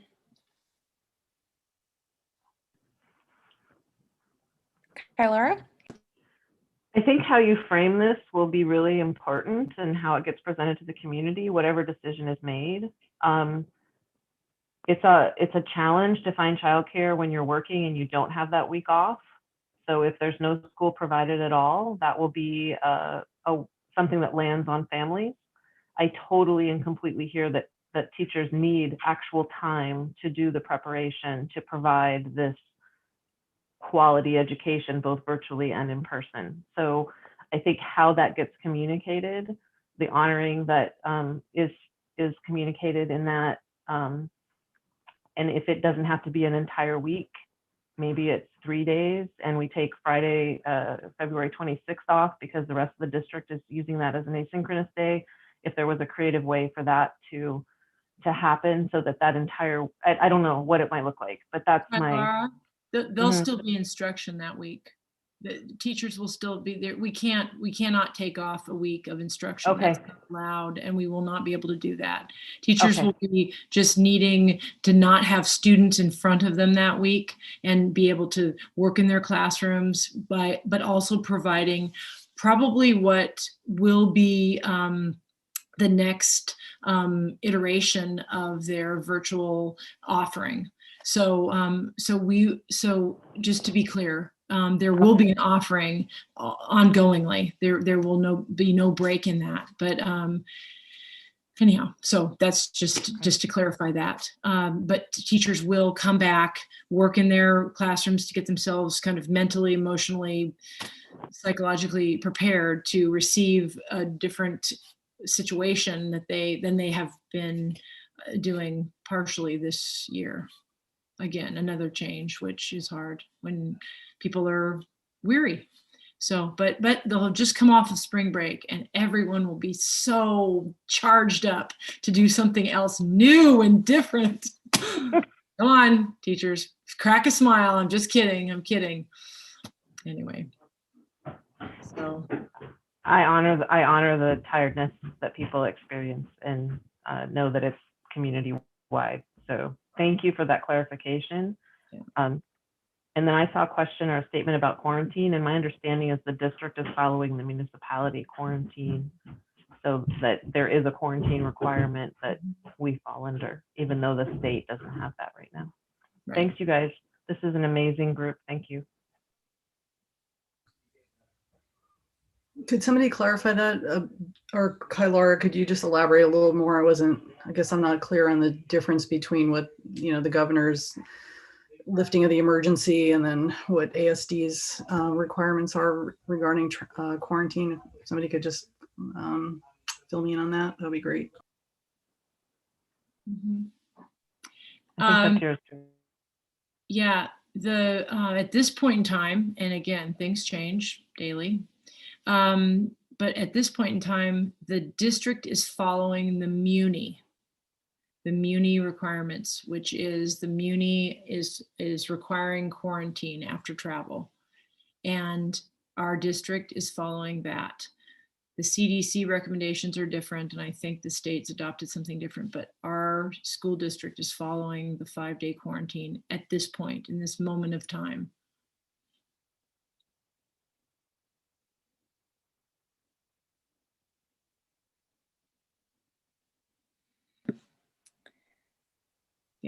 Nick? So with that, is besides the 5-day quarantine, do staff and students have to also come back with a negative test as well? You have to test at the airport, or you don't have to test at the airport. You have an option, I guess, of testing at the airport or having a 2-week quarantine, right? So there's no longer mandatory at the airport anymore, nor is there quarantining. It was just basically you're just supposed to practice social distancing at this point. Oh. Okay. That was, yeah, so that's why I was confused. I mean, that's the guideline, I think, for the general public. But it sounds like ASD is following a Muni guideline, which is requiring teacher or everybody to quarantine for 5 days after returning from out of state. Mhm.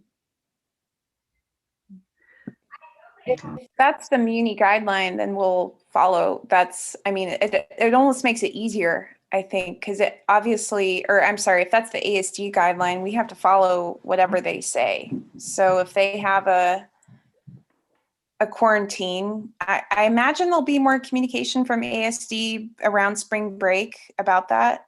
I think that having it start a week later, so what, the 22nd, just makes it easier. I don't think we can really require parents to present a negative COVID test before sending their kid back unless ASD says that they have to, but we can't go above and beyond it in that regard. Okay. Sorry, Paula, I think I jumped in. Another question. So are all ASD schools then closed the week after spring break? It was a good little something in the chat. Oh, here we go. The ASD superintendent sent an email earlier asking for parents to be patient following spring break. There may be disruptions, etc. That's Jesse's put that in the chat box. And it's pretty much what's happening right now is that they're weighing this because, again, another component we haven't really talked about is if the teacher is traveling for spring break, coming back to quarantine, there will be a substitute on, if we were to come back on the 15th, there would be a substitute in place of that teacher on that first day of school for the students and for that whole week. So it would be similar to what we're doing now, which is probably students would have their computer and their main lesson teacher would be teaching and they'd be watching it on their computer. So optimally, if we can come back in a model that is different than that, I think that is best for our students. I'm just picturing ideal messaging, something about in order to welcome you back fully and in the best Winterberry spirit, we will be offering in school starting March 22nd or whatever that date is. Don't quote me on the date. Just to frame it as we're doing this for, which we are, it's being offered for the good of the entire community, not just the teachers or the students or the parents, but everybody. We all function best when everyone is getting what they need, which means teachers having time to prepare and students being met with their teacher and not with a substitute their first day back in Winterberry after a year away. So I'm not, okay. So is there any more discussion on that topic before we move forward?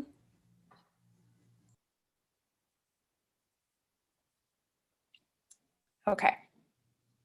So as I was going to say, would anyone be able to make a motion that would have Winterberry reopen using the cohort model on March 22nd to in-person learning?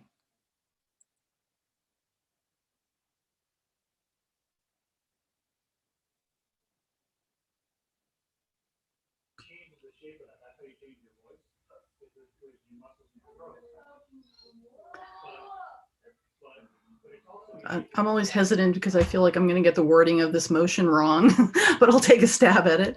I make a motion that the WCC adopt the recommendation of the subcommittee on the back to school opening recommendation that's been made. I'm sure I've garbled that, so feel free to tell me how to rephrase it. I'd like to request a friendly amendment so that it read the WCC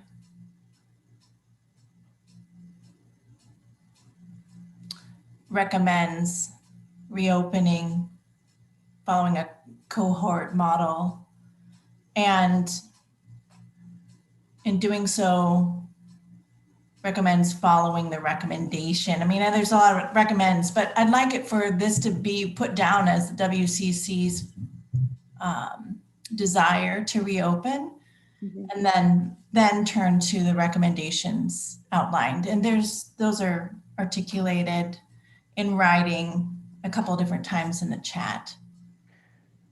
Could it simply be that the WCC recommends Principal Pepe Phelps pursue a return instead of the verbiage that authorizes? Would that be suitable, do you think, for the motion? Yes. Thank you. Okay.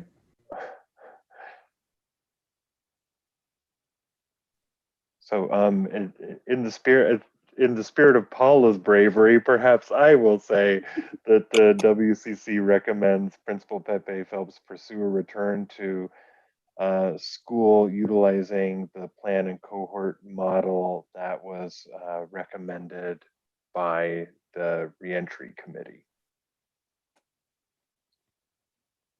And I know it has the additional components on the end of that, but I think that that's straightforward enough. On March 22nd, I believe. On March 22nd. That makes sense. Okay. Is there a second for that motion? I'll second. Okay.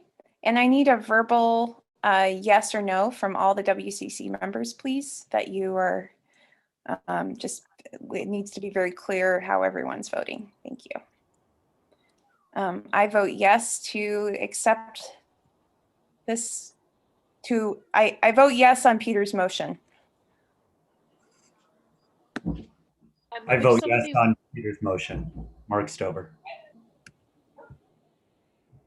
Thank you. This is Molly. If someone would be willing to look at the motion in the chat box and just make sure I captured it correctly.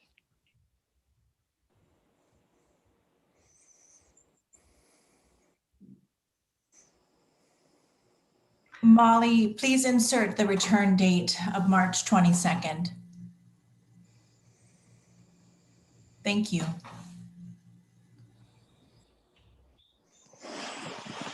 This is Sarah Glasser. I vote yes on the motion. This is Sue Armstrong, and I vote yes on the motion. This is Shayna Garrels, and I vote yes on the motion. This is Jesse Alex. Menkins. This is Alex Schutz. I vote yes on the motion. This is Jesse Menkins. I vote yes on the motion. Peter Host, and I vote yes on the motion. Paula Dobbin, I vote yes on the motion. Lisa Stratford, I vote yes on the motion. Megan Judge, I vote yes on the motion.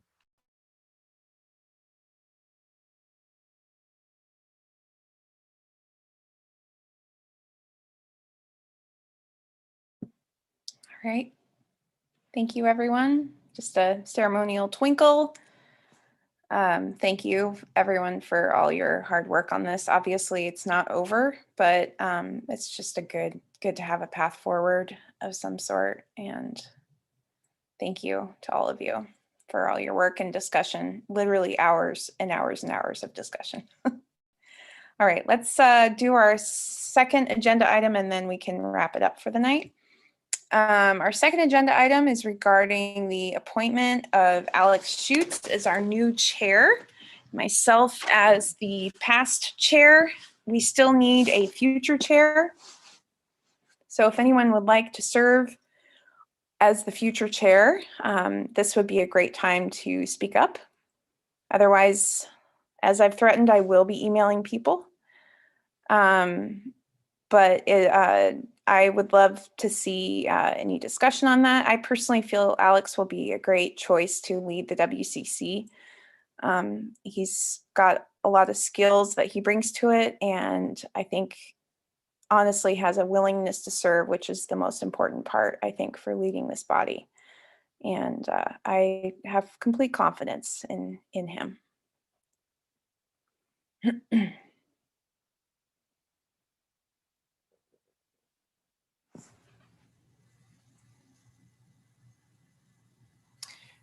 I make a motion? Mm-hmm. I move to appoint Alex Schultz as our incoming WCC chair. It's Shoots. Sorry, Shoot. just Thank Shoots. you. I Yeah. move to appoint Alex Schutz as our incoming WCC chair. Thank you. I will second that motion. Great. All in favor?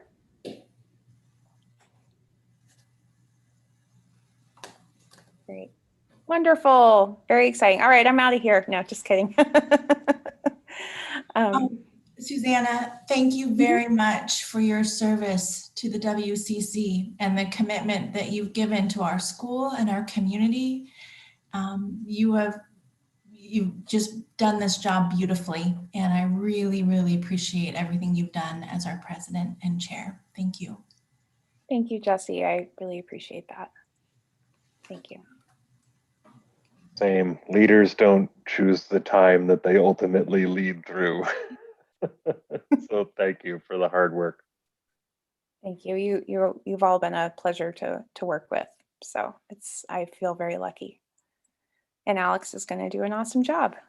Susanna, thank you for just running the meeting so smoothly. It's a tough act to follow, and I appreciate everybody's, I guess, confidence, and I hope not to disappoint. Thank you. Thank you. You'll do great. All right. Let us move on to gratitude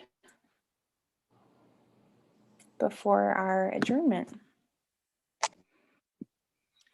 I'd like to start with gratitude to you, Susanna, and for your work with the WCC and also as a parent for all these years at Winterberry. It is going to be sad to see you go for this short amount of time until you come back with Rosie in not too many years. Anyway, so it's been a pleasure knowing you and working with you.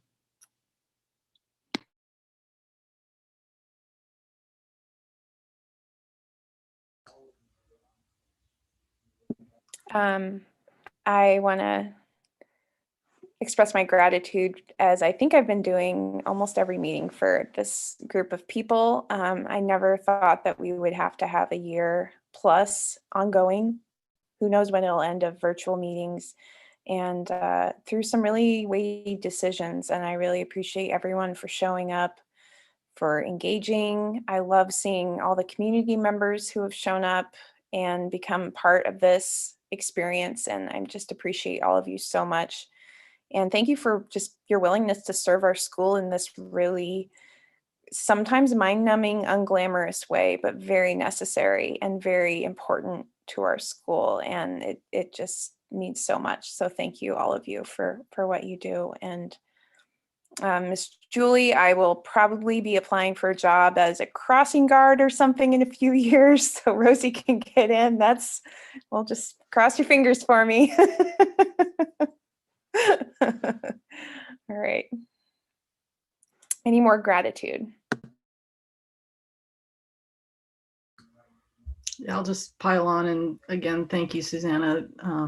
You've been great. You really hit it out of the ballpark consistently, and you know, it's not easy to run these meetings. So thank you so much, and thank you to Alex for being willing to serve, and to Julie and the teachers for continuing to show up and do their best in really, really challenging times, and to the other members of the WCC for also being here and, you know, showing up and caring about the school and the students and the whole community. And just very, very grateful to all of you. Thank you. She's not here, but I'm really grateful to Una for taking the lead on the Little Orchard grant project. you know, didn't have to, obviously, and I think it could be a really, really cool thing. I wish I could have chimed in and wasn't busy with a different thing right at the moment when that popped up. She just, yeah, she took on the lion's share of that work, and I just want to make sure that she gets credit, even though a lot of us pitched in for that.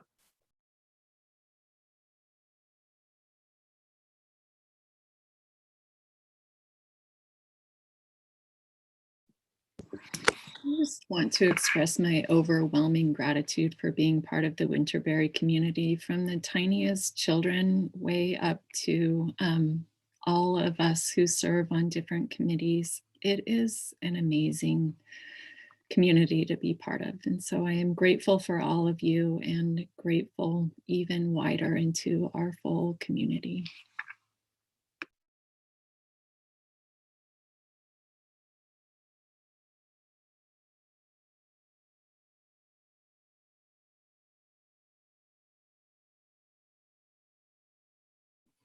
I'll express my gratitude to the committee that spent all the hours putting back together the in-school plan, because I know everyone wants to go back, but there are a lot of logistics to tease out, and that was a big job. So I'm very grateful to the time that you guys spent on that.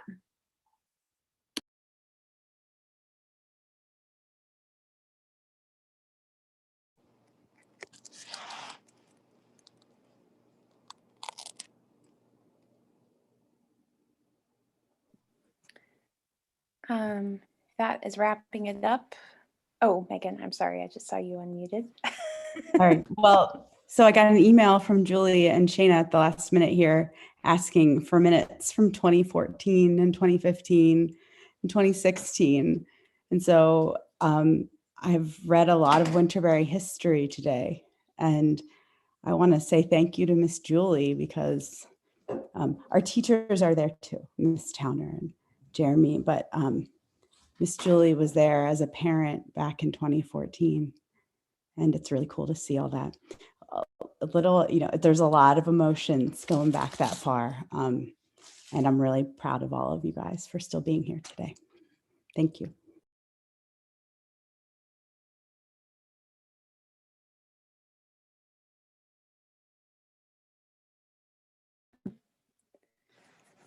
If there's no more gratitude left, can I get a motion to adjourn? I move to adjourn. I second. All right, all in favor? All right, thanks everyone. We'll see you in March. Thank you. Good night.